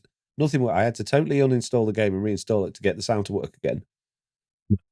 Yeah, but no, that'd be like routing an audio cable that broke because of a Windows update. That's horrible. So thank you very much, Guyver, for that bug. Thank you for the bug report. I will put it on the website when I upload this episode. The next bug is from Wire Guy. It says, I found a feature that makes scaffolding almost useful. Nothing I could find in the Jira. I kind of like the safety net aspect. I was building a mob farm, fell many blocks, and was shocked when I didn't die. I landed on some scaffolding and took no damage. For giggles, I went to build limit and tried again with the same result. This is just a single layer of scaffolding on the ground. I tried using scaffolding to MLG, but that didn't save me. Seems to have only already placed scaffolding and negates fall damage. Yes, this is a feature. Now, it is supposed to be the more layers of scaffolding you have, the more it will slow down your fall. But on Bedrock Edition, one layer of scaffolding will totally save your life. It's like falling onto a ladder. Unless you land on the corner, like when you land on the corner of a slime block. If you land smack back in the middle, it negates all fall damage. But on Java Edition, the more layers you have of it, the more it slows down your fall. But it is an intended feature, not a bug. Okay, that's it for Bugdate, which means it's tip of the week time. If you've got a bug, by the way, you want to tell us about it, then email us or fill out the feedback form or join our Discord and let us know. Bug reports are appreciated so that we can get them upvoted and fixed. Tip of the week is from Zenman16. Says, surround your blaze spawner with end rods when disabling it. Then you can punch them off with your hand when you're finished and not risk breaking the spawner. You could do that, Zenman, or you could surround it with torches, which also you can break with your hand, but that doesn't really stop your blaze spawner working. I suppose the blaze rods is going to take up the space, is what they're saying. Maybe. Because blaze borders they're not affected by light levels, are they? Because of the fact that blazes are on fire and they make fire everywhere. Life tip of the week. Some days when you're having a bad day, just give up. Some days are not meant to be saved. Just give up. Just go back to bed and get back up later and try again. Yeah. What a motivational speech there, Slack. Amazing. Yeah. Amazing. Yeah. You were the Minecraft Legends developer. Yeah. Sometimes you put out a bad game, just accept it. Just give up. Just go home, go to bed, hide under the covers. Don't read Twitter for 6 months. You'll be fine. Wake up and try again tomorrow. Yeah. Not every day's a winner. Not every day. Oh, jeez. I feel so bad for him. Oh, if anyone takes the time after this podcast to just go and watch that section of the show, not because I'm interested in Legends. Legends still rubbish. It's still going to be rubbish. But just to listen to that guy and just listen, close your eyes and listen to him and think, he does not want to be alive right now. He really doesn't want to be here. Jeez, that's amazing. Okay, right. It's time for our week in Minecraft. Slack, what have you been up to in Minecraft this week, buddy? Not much, because it was a week of everything that could go wrong seemed to go wrong. But finally, the other day, I was able to get on and play a little bit of Minecraft, and I built a raid farm on Slackville. And it's the same raid farm I've more or less built for the last 5 years, and I'm getting tired of it. But that's really pushing me to want to do something different. Ooh. And it's got me thinking about modded. Ooh. Well, before you get into thinking about modded, talk me through your raid farm. How does it work? But it's the same as any other raid farm. You go down and you grab the bottom part of the raid farm. You block out all spawn spots except for one. You put your trident killer in. You go up so many blocks in the sky. You put you an AFK platform. You go up a little bit more. You put your villager there, and you go up a little bit more and get your spawning platform. How are you dealing with vexes? I'm not having any at this moment. Occasionally you can deal with vexes. I'm not doing a drop fall. I've considered making it a drop fall because I only want the emeralds out of it and it would be faster. But you still got to deal with the Ravengers. But the Ravengers are being dealt with at the top with lava. They're falling into a trident killer, so I'm using looting. And in a 20-minute session, I had 9 stacks of emeralds. So I don't know if a drop fall would benefit from that. But once they fall into, but you've got a lot less chance of getting vexes. Yeah, well, you got pretty much a 0 chance of getting vexes then, because when they hit the trident killer, the woo guys suddenly start to try to spawn. Yeah. Now, I haven't had one spawn yet, but it's came close a couple of times. Now, a lot of other people on Slackville have built raid farms and stuff like that in the past, and they recommended to get Thorns armor. So I've got a set of armor that I AFK with Thorns on it, and I've got a regeneration and a resistance beacon up. But I'm really tempted to just take the trident killer part out of it and just let them straight drop fall. Yeah. Because as they're falling, once they get like 30 blocks below you, it does that whole animation, they're dead. Yeah. And you just get the drop out of it. I don't know if it would speed it up, but you wouldn't have no chance of getting hit by Vex then. No, but you're just going to get a lot less loot. But then at the raid farm like that, you're getting tons of loot. So you're still going to get plenty. Only thing I'm saving is the emeralds. Everything else is going into a burner. I want nothing else from it. Fair enough. Well, no. So your raid farm came out, and I saw it come out, and I looked at your thumbnail, and I thought, that's a really cool thumbnail. So basically, the thumbnail was 3 Vindicators chasing you, right? Like 3D animation style. But then that got me thinking from what you said earlier. So you talked in the bonus show a little bit about this, and we said that one of the biggest problems with farms like that on Minecraft, vanilla Minecraft, is it's the same farm over. You've done it a million times. It's not interesting. How do you make that farm more interesting? And it got me thinking. Raid farms are particularly difficult to build around because you don't want the raid party spawning on anything. So like putting it in a skyscraper or putting it in a house or a building or a factory or a tower or something like that, you'd have to be really careful in how you built. But I think it could be an interesting experiment to, instead of doing a raid farm and going, that's a raid farm done, here's a picture of some Vindicators, to produce a raid farm where the challenge for you is not building the raid farm because you've done it 1,000 times, that's easy, but finding a way of really dressing it up so that it still works and the Vindicators don't spawn where they shouldn't, or the pillagers don't spawn where they shouldn't, but it looks awesome. And then having that as your thumbnail instead and being like, I made a really interesting raid farm. It's still the same raid farm. I was considering that exact thing as I was recording the intro and outro for that video. Because raid farms are still glitch, where you get the second raid, bad omen that doesn't show up. Yeah. So I flew over to my iron farm, and of course it started a raid. Now my iron farm, the village is a set size. But I've noticed that when the raids spawn, they typically spawn around in specific spots. And it got me to thinking, you know what could be a silly version of a farm is, say you take the raid outpost, okay? You take it down to the ground and you have the tower where the guys can spawn and you immediately kill them, okay? You're there as the player in the middle. But what if you set up different trap systems all the way around you? Because they're going to try to come to the village. What if you had one where they fall into a pit, and they die there? Or what if they had to walk through walls of fire? You'd be losing drops. But for an interesting side of the raid farm, what if when they got so close, they ran through some tripwires and it started firing off fire charges to kill the raid? Yeah. Just fun things. That could be really good. It could be interesting. It would at least give you a challenge. And that's the biggest problem with doing the same farms over and over again, is there's no challenge. You've done it. Yeah. And when you've it would take a lot more resources. For you, it's not interesting. You're not interested in doing it, so your video is going to be less interesting because you're not excited about it. Yeah. What if you took the whole area around there, okay, and you built up a maze, and the mobs had to pathfind to you, Or And just as build they a big did, they run through big different traps. volcano around it with some lava coming out the top, and Mhm. non-spawnable blocks all down the outside. You could do loads of cool stuff with it. Yeah, it could be fun. It could be fun. And I was literally thinking about that at the end of that episode as I was recording it, and then I watched it, and I love Watchful, but as I watched the episode, I had no interest in it. None whatsoever. None. And I don't know. I'm trying to find that love for Minecraft again. I still love the game. I'm just tired of the same thing, which has really got me considering modded. I'm tired of, if I want to build an iron farm, I have to build it this way because this is the only way it works on Bedrock Edition. If I want to build this and I want to get this resource, I have to do it this way. And I've been watching you and Beardy and a few other people play and create and other things. And just something as simple as cobblestone. There's so many different ways to go about getting it. Yeah, and the things you can do with it are crazy. So you can basically make pretty much anything just from cobblestone.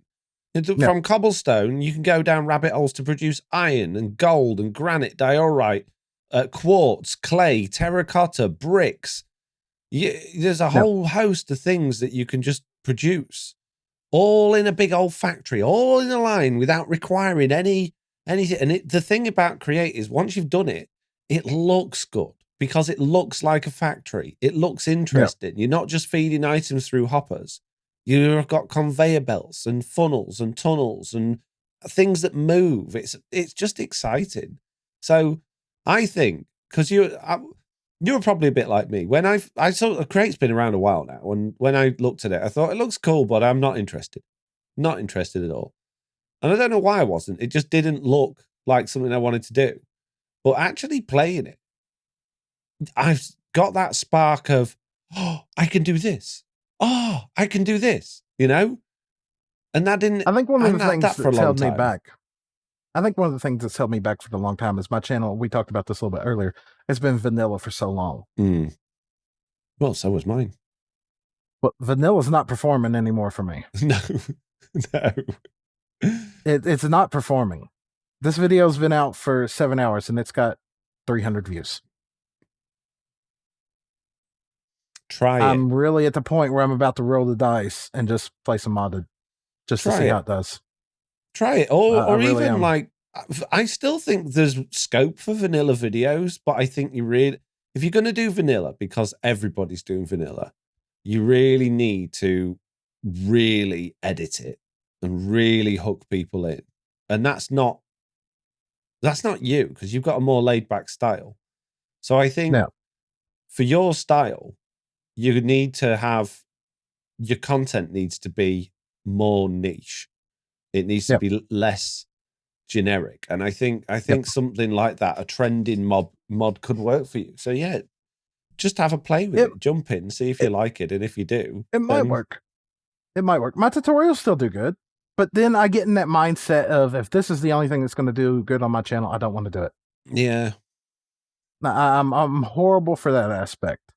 Oh, this is what works. This is what you need to do. Don't you tell me what to do, So it's a strong possibility. Just watching people and seeing the new stuff. The biggest worry is my community is mostly vanilla and it's mostly from Bedrock Edition. But okay, my community is mostly vanilla and mostly Bedrock Edition, yet my videos only got 300 views out of 11,000 subscribers. Yeah. You don't like that type of content, then I'm going to change it up. And if that's what I have to do, then that's what I have to do. I'm at the point where I got to do what's going to work for me.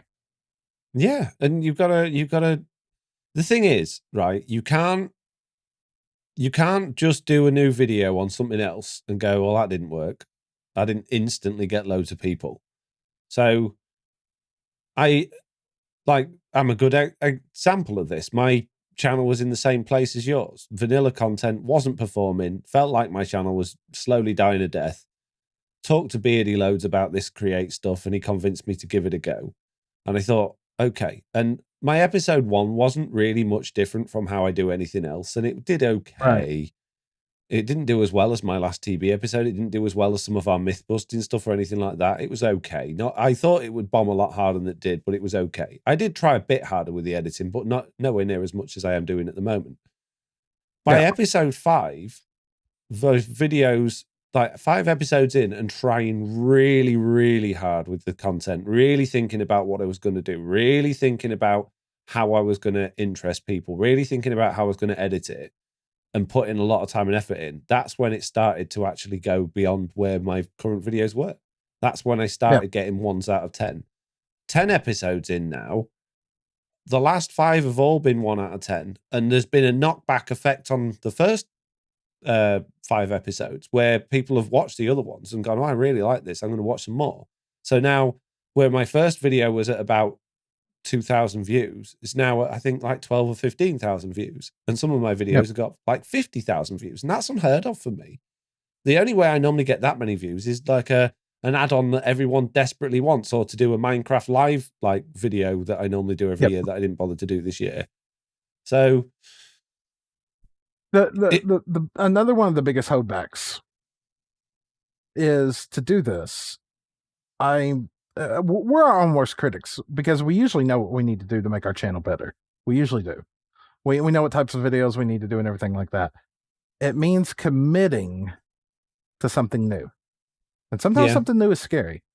It is. And then on top of that, like, there's no way, and I say this bluntly, if I were to do create, let's just say that's the mod that I wanted to go with, and I wanted to change up my editing style and everything like that, I can't have Watchful do it because no, he couldn't do it. He couldn't. And I love him to death, but he couldn't do it because I need that on the fly. Okay, this is where I need to do this, and this is where I need to voice over this and change that. Yeah, you know, all he can work with is the base footage that I send him. That's it. That's all he has to work with.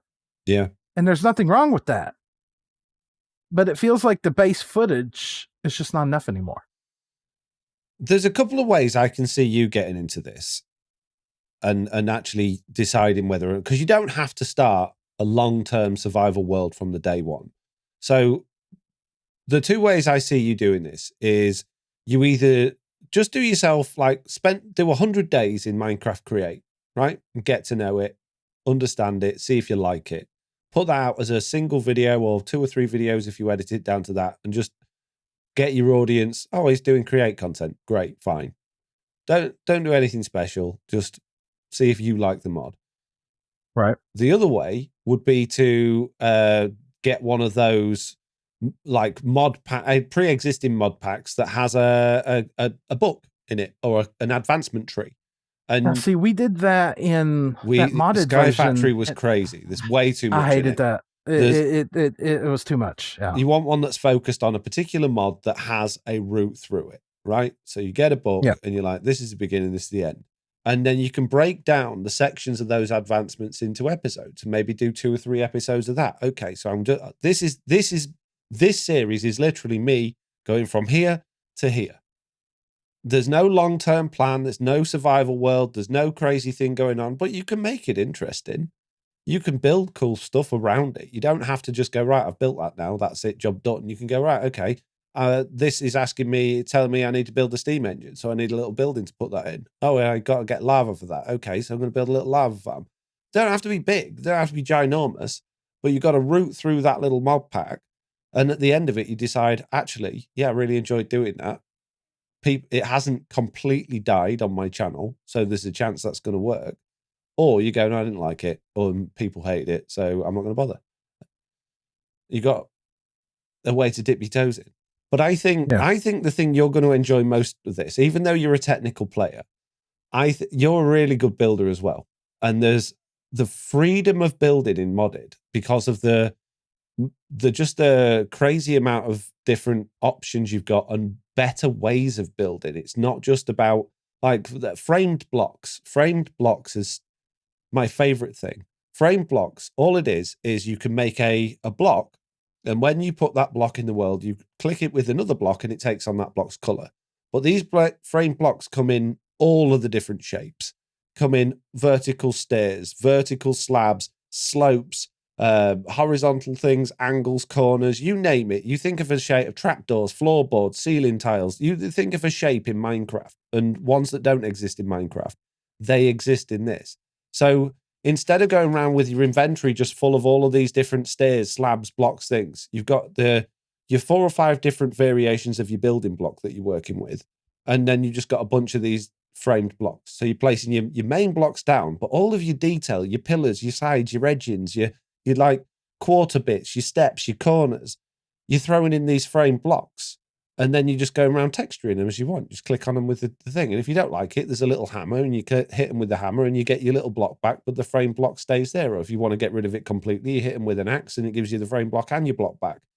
And you can just build things that you would never have dreamed of building in Minecraft. And it makes you all of a sudden, like, I'm not a confident builder, but all of a sudden I've gone, oh my God, I can make this. Oh, I can do that. Oh, I can do this. And I've gone from building, like being really scared of building my first little couple of things that I did in this world to now going, right, I'm building a hotel. I'm building a big old factory. I'm going to build a windmill. I'm going to build a temple. You know, I would never That's have what I dreamed want. of doing those. I want that wow factor again. That's what I want. I want to discover something that I haven't discovered anymore. I can't go to a raid farm or a village in Minecraft and be like, oh, look, it's a village. There's going to be new. No, it's going to be the same crap that I've seen for the last 5 years. Well, my pack's slightly different to Beardy's because I started putting it together before he came out with the series, but his pack is available on CurseForge. You can download the app. You can literally just download his pack straight through their app and then just click play and you're up and running. You don't have to worry about conflicts. You don't have to worry about setup or anything like that. It's just all the mods that he's using, which are pretty much the same as the ones I am, but the slight variants. Like I've got all of the world generation stuff. He's got vanilla world generation. He's still got all the new mobs. I want a new world. Okay, well, I'll send you my pack then. I'll get you set up with mine. I'll look at it. Yeah, absolutely.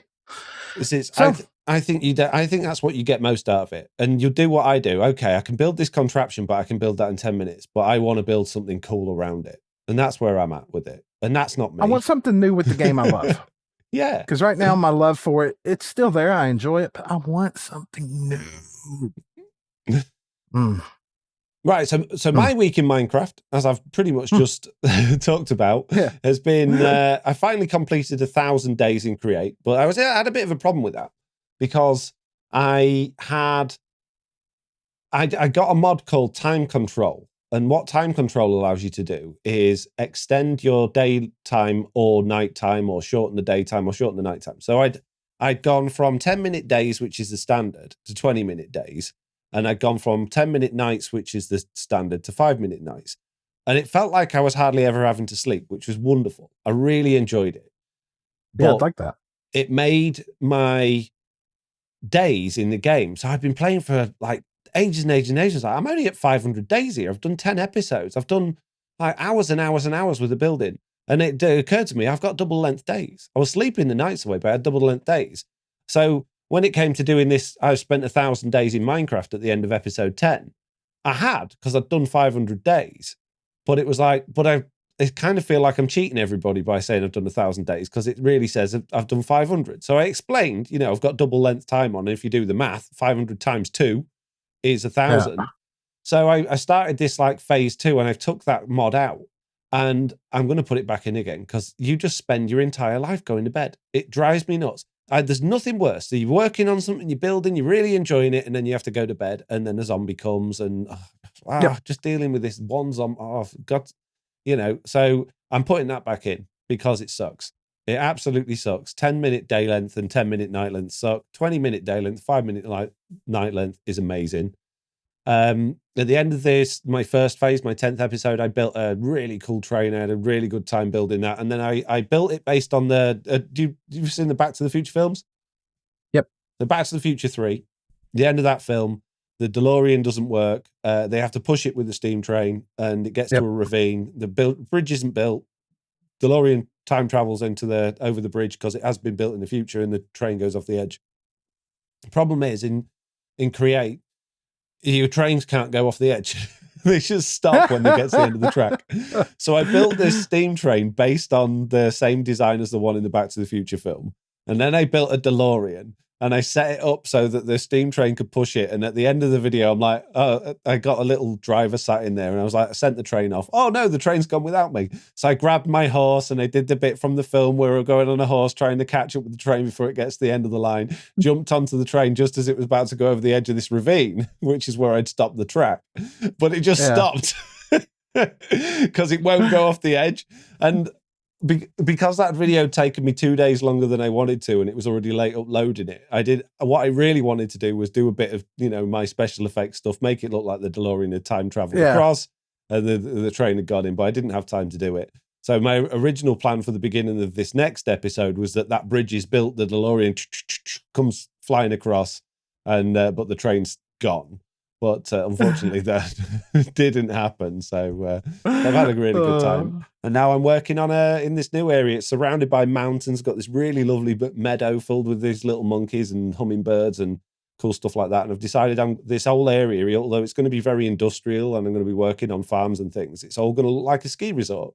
So my little house that I'm building and my sort of main workshop for the area is going to be like this big hotel. So I'm building this like accidentally massive hotel, which is going to be where I basically put all of my, you just get junk, don't you, when you're playing Minecraft? Yep. Boxes of junk and workshops and crafting tables. And there's a million different workbenches and crafting tables in this for all the different types of blocks you need. So you need a good amount of space to put it. And you need these create contraptions. You could be like, oh, I need some pressed iron. So I need a little press to do that. And I need some of this. So I need a little machine to do that.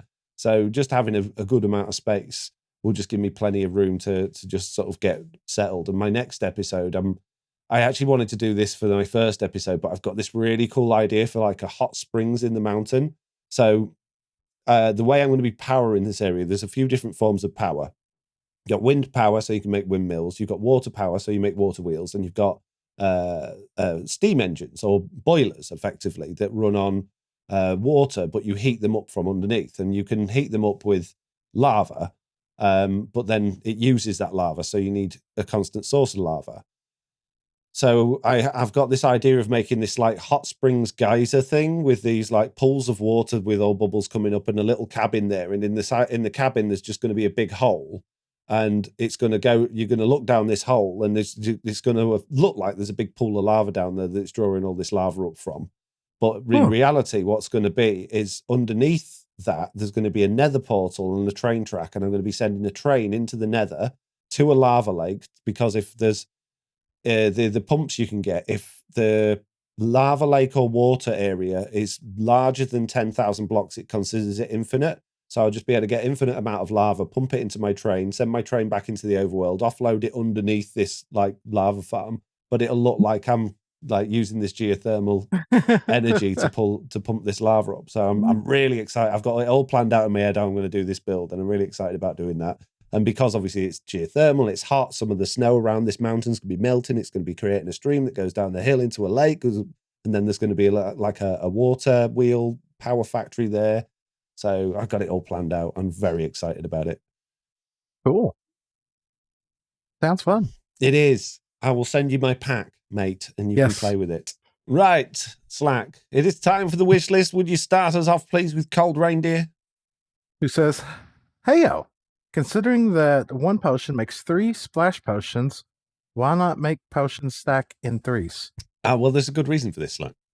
Because if potions stacked in 3s, then your brewing stand would have 9 potions in it. And then you should say, well, in that case, potions should stack in 9. But then if you had 9 potions that in a stack, it'd be 27. Your brewing stand would have 27 potions in it. So then you'd be like, well, why don't potions stack in 27? But then if potions stacked in 27, Slack, do you see where this is going? Why not just make them a stack? Yeah, exactly. Why not just make them a stack? Jeez. Yeah. So wish list, no. Okay. No. Pineapple says, hey, Foxy and Slack, I think it would be great if Minecraft would make it so when you press caps lock, it would stay in crouch. This would replace the setting Minecraft where you can click shift to be crouch and click to stop crouching, toggle crouch, basically. This feature would actually add purpose to the caps lock key in Minecraft. Thank you. Do you know what? I'd like that as well. Yeah, toggle crouch just to be a hotkey. Yes, please. Good idea. Yeah, that'd be nice. Yeah. Yep. Thank you, Pineapple. Fruit is up next and says, with the Armadillo now being added, I would like it if dogs would not take damage from their owner, kind of like in LA. Yeah, I think that's a good idea. Yeah, if you've got a pet, because how many times have you accidentally hit your own dog or your cat or something like that, and you don't mean to? You're trying to build and they're in your way. Yeah. Good idea. Exxon says, "Good day, Foxy and Slack. My idea is to add a new boss. When killed, it would give you maybe 3 extra hearts, which would disappear when you die. The boss could be around as hard to fight as the Bedrock Wither, but maybe harder to summon, and they could try and make it so you couldn't just cheat through it with Bedrock Chamber or something like that. Maybe you could only spawn it with blocks from a dimension that the ancient city portal leads to. I don't know if the hearts would stack, and if so, how many. It doesn't feel like a good idea, but maybe a fun one." Do you know what? Apart from the gobbledygook you went into after your first sentence, I kind of like the idea that there's a boss that gives you more hearts. Why not? Yeah. Them yellow hearts you get from a golden apple. It would be nice if they stuck around until you died. Yeah. Yep. Yeah. Yep. On one of the modded worlds that I made a long time ago, we had a thing that sold you effects. So you could go trade in like 200 levels and get like haste 2 effect that would last like until you died, more or less. Yeah. No. Yeah. Yeah. So forget all the Bedrock and the withery stuff and all of the portal stuff. I just think, yeah, a boss that gives you extra hearts that stick around. Great. Yeah. Until Lux is up next and says, copper door functionality. Would love to see this being the second metal door, utilizing a redstone signal differently than a wooden door, yet also from iron as a in-between. There's more. Specifically, a redstone pulse will toggle it between being locked and open. So if it is pulsed or powered, it can be opened by right-clicking like wood, but if it's unpowered or pulsed off, it will actually be like an iron door that is closed. I like that idea. I like the idea that it's a lockable door. It seems that we're going to be having turn on and offable lights. To be able to have a lock-in door, I think is a great idea. Yeah, I'm fine with that. Yeah. Although I think it should be locked when it's powered rather than unpowered. I don't know why. Yeah. But yeah, good idea. Or like you say, a pulse like the light works with, a pulse to lock it and a pulse to unlock it, maybe. Yep. Yeah. Good idea. Esifer says, "It would be nice to be able to tame a phantom, similar to a horse. When taming a phantom, it will try and fly up, and if it bucks the player, then the player will take fall damage in addition to a phantom hit damage. This means trying to tame a phantom can be lethal. A tame phantom won't attack or fly up without the rider. If wearing a saddle, they won't burn in sunlight and can be attached to a lead. Hostile mobs, including untamed phantoms, will attack a tame phantom. A tame phantom has a single speed that cannot be increased, no fireworks. Different phantoms may have different speeds, like horses. Climbing altitude consumes the sprint meter, gliding descending does not. So a tamed flying mount, the phantom, that would make phantoms more useful. I like that it's well thought out. And the fact that it's well thought out and explains everything, I'm actually going to say yeah. Yeah, I wasn't going to, but do you know what? Yeah, I wouldn't mind that. Yeah, there's some good trade-offs there. I like it. Yep, I like that. Whitebush is up next and says, first wish is for Foxy to get better. I'm better. And then wish granted. And then my Minecraft wish is for hoppers to work similar to the new crafter. You can click a slot once to block it, or click again to put a ring around it, allowing that slot to hold an item you put into it to allow that item through. Getting closer to modded if this tinkering things continue. It would be interesting if they mess with hoppers, or at least add a new hopper that can be locked, because doing the hopper sort of filters is a bit of a pain, isn't it? If you could just say to that hopper, lock off those other 4, we only want this item, that would be quite cool. Kind of like that. I don't think we can put it in the good ideas bin though, because we don't know what's coming. But something potential like that would be really cool. Yeah. Nevergirl 2000. Oh, sorry, Slack, go on. No, I was just saying it has potential. Nevergirl 2010 says, "Hey Foxy and Slack, I had an idea for a creative copy of a world, but it has all the things you built in survival, so you could plan out builds for your world. You could access it by sleeping in a bed, and an option would be on the screen for it. Maybe if you play in a multiplayer, it would switch to day for the other players, but the player wanting to access it would still be asleep. I was thinking it could be called the Dreamscape." Sorry, it was kind of a long podcast. So basically, what you're saying is when you go to sleep, an option comes on screen. Do you want to go into the Dreamscape? And if you click yes, your player stays asleep in the normal world, but you're then in a effectively brand new creative copy of that world where you can make changes to it in creative, play with it, and then go back to the main world. My issue with that is when you come out of the dreamscape, does it just get wiped? So the next time you go in it, it's updated with the changes you've made in the normal world. That would make sense. It would. So if you're doing that, then what you also need is you need a way to take pictures of the things that you've taken in the dreamscape so that you can then look at those pictures in game in the survival world so that you can actually, remember what you've built so that you can copy it. Be interesting. Yeah, it would be. It's a fun idea. Yeah. Well, I'm going to put a fun idea on that. I think something like that could be really cool, but I think it would be quite a difficult thing to achieve. Unless there was... Oh, sorry. No, you'd need for saving entry, you'd have to be running 2 versions of the world. And every time you sleep and you go into it, it would create the database and it would more or less clone your world and put you in the creative version of it. Yeah. Well, I just thought it could pull through from the database without needing to clone it, but just not make any changes to the database. Just store any changes like in memory or in like a cache. Then we just need the exit without saving option. Yeah, effectively. Yeah. But I like the idea that you're just I like it going into it from your normal world. The annoying thing would be though, what if it's daytime and you want to go in there? Yeah, that's true. That's true. Or what if you could just lay down in your bed anytime you wanted? Take a nap. Yeah, that'd be useful. That'd be good. Yeah. Nobody 2023 is up next and says amethyst, tough, and calcite blocks. Stairs, slabs, need to add more. Also, Foxy, I explicitly remember asking for granite, diorite, and andesite blocks in the wish list, and you said no. Now you were singing the praises of them for your create mod. Nobody fell into a pit of shiny amethyst bricks. Do you know what, though? Nobody. You're right. I am singing the praises of having a whole bunch more blocks at my disposal in modded. But it's modded. But yeah, do you know what? I would like vanilla more if it had all those options. I'm not going to lie. But the thing is, in vanilla, with your inventory the size it is, let's say you're doing a build and you've got a few different textures that you're building with, and then you've got slabs and stairs and bricks and chiseled stuff and mossy variants of all those. Your inventory's full. So you're really restricted on the number of blocks or block types you can take. In modded, that goes away because you're either wearing a backpack with a bunch of stuff in it, or, like I said earlier, using these framed blocks. The advantage of the framed blocks is they're all exactly the same texture. They're just different shapes, and you put them all in place, and then you texture them with the blocks you want to texture with.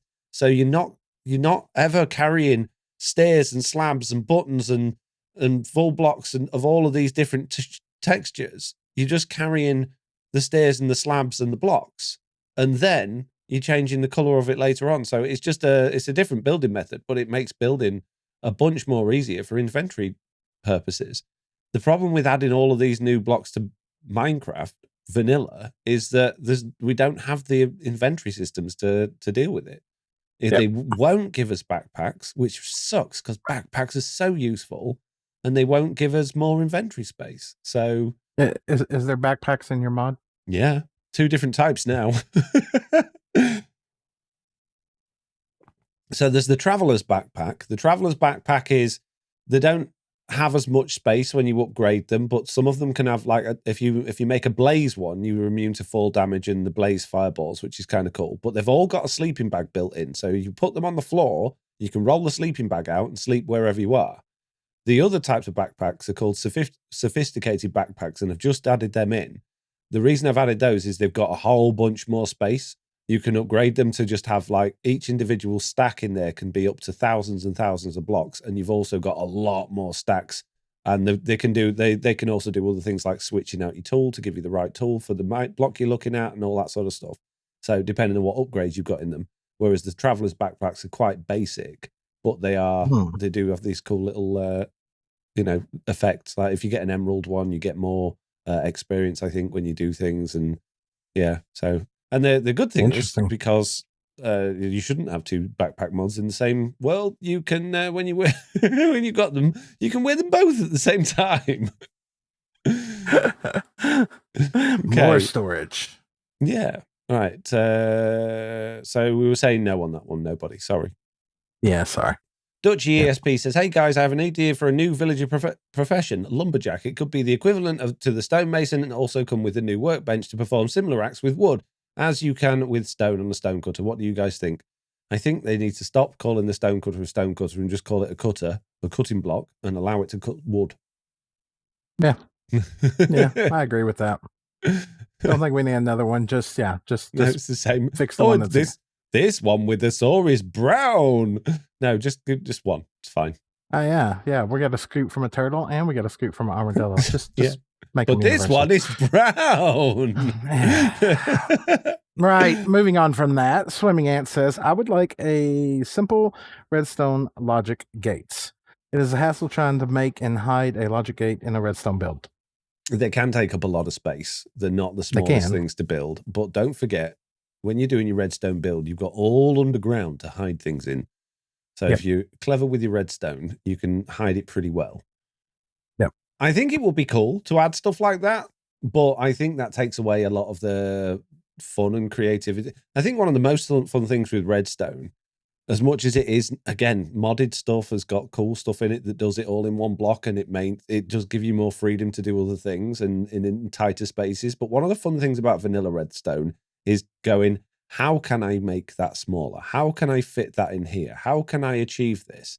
And if you don't have those how can I moments, the game's not very interesting. Yep. Very true. Dutchy ESP says, hey guys, I have an idea for a new village. We just had that one. What? It's this. You did it in 2 places. Right, that's it for the wish list then. Done. Yeah, no more wishes. Yeah. If you've got a wish, there's something you wish to be included in Minecraft, you can let us know by filling out the form on our website or joining the Discord. And just want to let you know, I haven't told anyone this before, but any wishes that get through into the good ideas bin that me and Slack deem good idea, Mojang have guaranteed us at some point or other they will get into the game eventually, possibly. Now, that isn't a real guarantee, but I think it's true. Yeah, definitely. It's not official anywhere, and no one from Mojang's actually said it, but I think it's true. And that's all that matters. Yeah, because we can't officially say it because of our NDA. And we know we know it is true because things from the good ideas bin have been included in Minecraft. So must be true. We know what we're talking about. We do. Right, Slack, question time. What's the first question? CJ is up first and says, would you rather Mojang reveal many small features coming or a huge features like they did in this Minecraft live event? I think we've kind of beat this one to death already in today's podcast, but they better have something big with the rest of it. The thing is that I'm confused about is CJ says a few huge features like they did in this Minecraft live. There isn't a few huge features. No, there isn't. An autocrafter is not a huge feature. It is a single block. The trial chambers are a decent feature, but they're not a huge feature. A huge feature is an end overhaul. Oh, that's an insane one. But the autocrafter is going to change the game. Yeah, but it's not a huge feature. It's a block. It's a single block. But it's a huge change in how the game can work. Slack, if that's a huge feature, then Mojang, all they would need to do for this update would go, here you go, as an autocrafter. That's it. Job done. They could have done that. No, they couldn't. They couldn't. They could have if they'd bled into it like you were talking about. I don't think so. The thing is, they've got to make updates for every single play type, and not everybody's interested in tinkering, and not everybody's interested in automating stuff, and not everyone's interested in redstone. If they just put in an autocrafter, all of the builders, all of the adventurers, all the storytellers are going to think, well, there's nothing in this update for me. I don't consider it a small feature. I consider it a small but very good feature because it's just a single block. Okay, and if they take it the same way that's a small feature, then they better have something in store big. I hope so. I really hope so. They can't just give us a block and a trial chamber. I don't think the trial chamber is a huge feature. I think it's really interesting. I think there's some really cool stuff going on in there. But at the end of the day, it's a bunch of new blocks, a new spawner, and a new mob. And then they've just arranged it in an interesting way that's procedural. But that's dead easy to do. I'm curious if they would consider this a huge feature or not. I hope not. The Praetor says, funny that when I suggest the idea of more copper functions, it wasn't made a good idea, yet it's coming. Regardless of that, what do you think of the new Crafter in the Breeze? I think you'll find the Praetor. The Praetor, we have said we wanted a lot of copper things in the game. We wanted copper hoppers that went faster and copper this, that, and the other. I can't remember what you suggested for copper functions, but it probably wasn't a good idea. Whereas, what do I think of the new Crafter in the Breeze? I think the new Crafter is going to change farming. I think it's going to make factories a thing. I think it's going to be more fun. I think it's going to be, a real fun addition to the game. The Breeze, I'm sure. The thing is, the Breeze to me is a little bit like the Skulk sensors. Really nice idea, really interesting. Oh, wow, I can't wait to see what all of the cool things that people come up with those. And then 2 years have gone by and no one's come up with any interesting way of using it. It'll be a niche item. What realistically do you need other than like the odd mini game for some random redstone to go off? And that Breeze is only going to fire if it sees a player or sees something worth shooting at. So what do you need just randomly turning off and on again? And I think the answer is not many things. So I think it's going to be interesting. I think it's a cool looking new mob, and I think it's got some exciting ideas, but I really don't think it's going to be all that useful. But then maybe it will be. Maybe someone will come up with some really cool ideas. Maybe. Yumi Chan is up next and says, did either of you go to the Mob Vote server and do the thing, play games, etc.? Why or why not? I wanted to. I did last year, and this year it was bigger, but I ran out of time. So I was actually at my dad's house, and he only had my phone on me. So I went onto Minecraft on my phone, and I think everybody knows how I feel about that. And it's horrible, yeah. I went on the minecart track and I cast my vote, and I went around the minecart track. Because I was on my phone, I couldn't turn around properly. I couldn't see anything. It was very dark because there was a lot of light in the room. My phone wasn't bright enough. I didn't play on any of the mini games. I didn't look at the votes. I didn't talk to any of the people. I didn't do the parkour. So it looked interesting, but no. Why not? I ran out of time. Too busy. I logged into the Mob Vote server. I did the whole Mob Vote, which apparently didn't count, and I did a few of the basic parkour games, like at the Armadillo, at the Crab, and at the Penguin. But other than that, I didn't like the pack. The pack hurt my head. I didn't like it. It looked horrible, in my opinion. I don't know. I kind of like that look. I didn't. Fair enough. Next question. Dutchy ESP says, Foxy, I've been obsessed with your Create Mod series the past couple of days, and I can't wait for more. My question is, do you guys prefer Marketplace on Bedrock or mods on Java? I know the different things, but I'm interested to hear your opinion in both. Okay. There are a lot of cool things on the Marketplace, but most of the things on the Marketplace are relatively single use. So, like my Infinity Dungeon map, I would say that was a really good thing on the Marketplace, but once you played it a few times, it kind of got a bit boring. Mods don't really do that. Mobs aren't adventure maps. Mods aren't the same thing over and over again on a fixed seed. Mods are a little bit like add-ons in a way, but depending on the mod, with way more customizability and way more depth than any add-on that you could ever make. And that's just because add-ons are so limited in what they can do. Yep. Yeah, the add-ons for Bedrock is like going to a restaurant. Okay, you can go to McDonald's, you can get a burger, you can get a chicken sandwich, you can get this. But if you fire up your stove at home, you can cook so much more. And Java gives you that ability to have just so much more. And no, I'm sorry, you're wrong with that. I know it. The Bedrock Edition add-ons are going to McDonald's, but everything's made of cardboard because they haven't invented a way to actually make it into food. Okay. Whereas Java mods, my analogy is kind of right. Java mods are like going to the best restaurant in the world that serves all of the different types of foods in any way you want it, and you can have cardboard as well if you really want. And with the Marketplace content, you can't mix and match. No, you can't. You can't take this from that and that from the other and put it together and make your own pack. You can't have unique worlds. There's some cool stuff on the Marketplace. It's few and far between, but there are some really nice experiences on there. But I have to say, as a Marketplace creator, I've probably played four different things on the Marketplace ever and 2 of them I created. So, yeah, I've And, like, much preferred Java Edition mods. And even mods on Bedrock Edition, let's say you go through a third-party site, we won't say no names, but you can find sites out there where you can get mods for Bedrock Edition. The compatibility. Person A makes a mod that does this, but you really want the stuff that person B done too, and it's a nightmare. Half the time, half the packs are not compatible with each other. There's just so much more support out there for Java. Maybe it's because it's an older community and been around longer, but Bedrock trying to do multiple things, unless you're doing it all yourself, you're going to run into more of a headache, I think. The Java Edition modding scene's been around for so long. They've kind of got it together now. Like the Forge mod loader and the Fabric mod loaders, they look at the mods and they go, okay, that's going to conflict with that. And they do, not every single time, but on the majority of times they fix it themselves. The actual mod loader fixes it.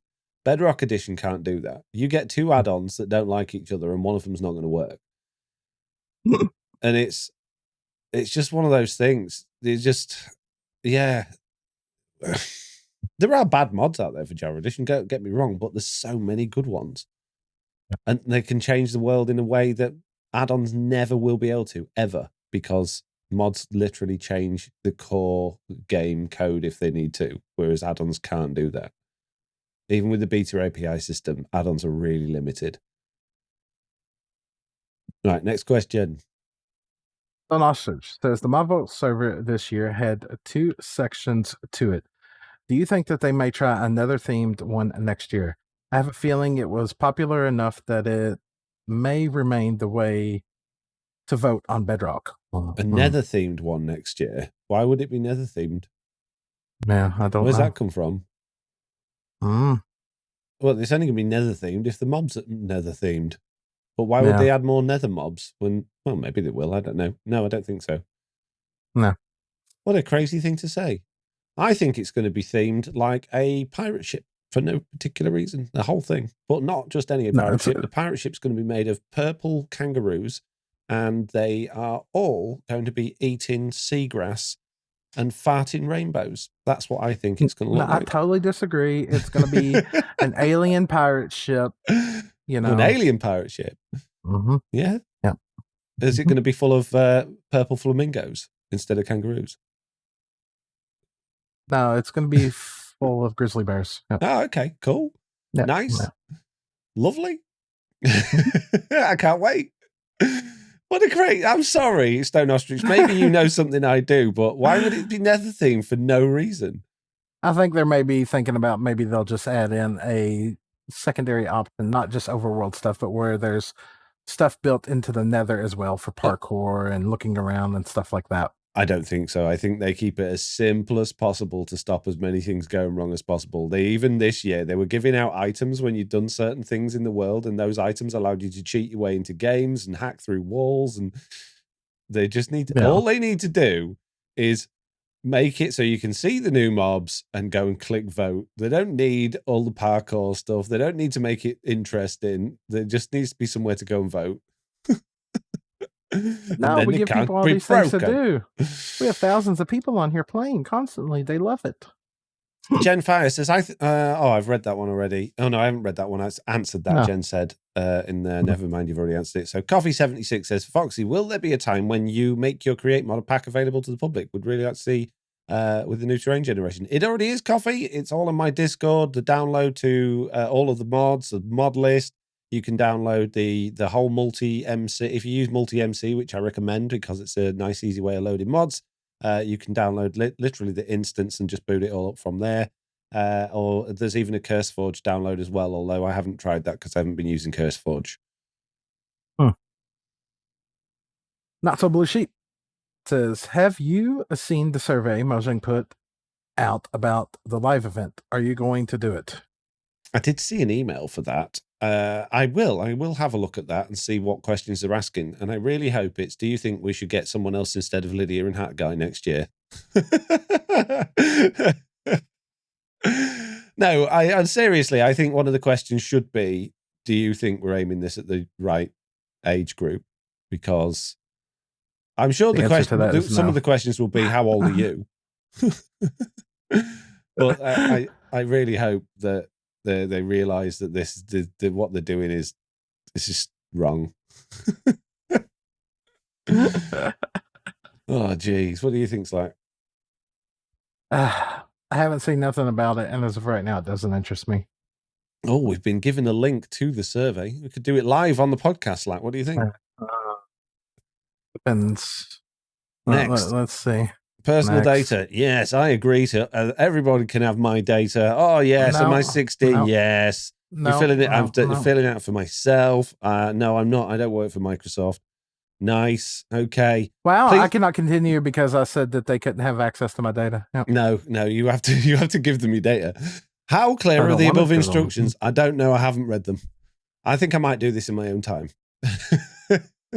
Save and continue later. Oh, I'm not putting my email out on the podcast, mate. Jeez. No, I apparently got a cookie that says I can't do it now because I said no. Yep. Well, you shouldn't have said no, should you? Well, I said no because I didn't want them to have my data. I don't care. What they possibly do with your data? Nothing. I don't care, but you give me the choice. I said no. Well, then you can't fill in the form. Then I'm not interested then. No. No, the only reason I knew not to do that is because the last survey that they asked me to do, I clicked no, you can't have my data, and it said you can't fill in the form then. Oh, man. Jeez. Right, peeps, that is it for the questions. As usual, if you want to ask us a question, then you can do by filling out our feedback form on theblockupdate.com or joining our Discord. Or if you're watching live, you can even fill out the live questions channel on the Discord, and we will answer them in the question section, because we do that. As usual, I'd like to remind everybody that we are supported by Patreon. If you're enjoying this show, then you can help us out by going to patreon.com/theblockupdate and pledging at the cheapest of tiers if that's what makes you happy, or the most expensive one if that's what makes you happy. It's certainly what makes me and Slack happy, but we don't expect anything from Slack. No. I love getting emails saying that we got new patrons. It's nice. Yeah, me too. Have you got anything going on this week? I think there's a stream event coming up on something like Slackville Stream Weekend, but other than that, no. Okay. Well, I'll just have my usual videos going out as and when I actually can do enough work and create to produce a video. Jeez. Right, that is it. Thank you all very much for listening. As usual, if you would like to get in touch, you can do by filling out our feedback form or joining our Discord. All that's left to say is the same thing I say at the end of every podcast, and that is, if you are in charge of marketing for the Minecraft live show, then I will quite happily have your job for you, because clearly you're doing it wrong. Yeah, I think I remember you saying that before. Yeah. Right, it's time to go. It's the end. Goodbye. But I was having fun this week. Yep, tough.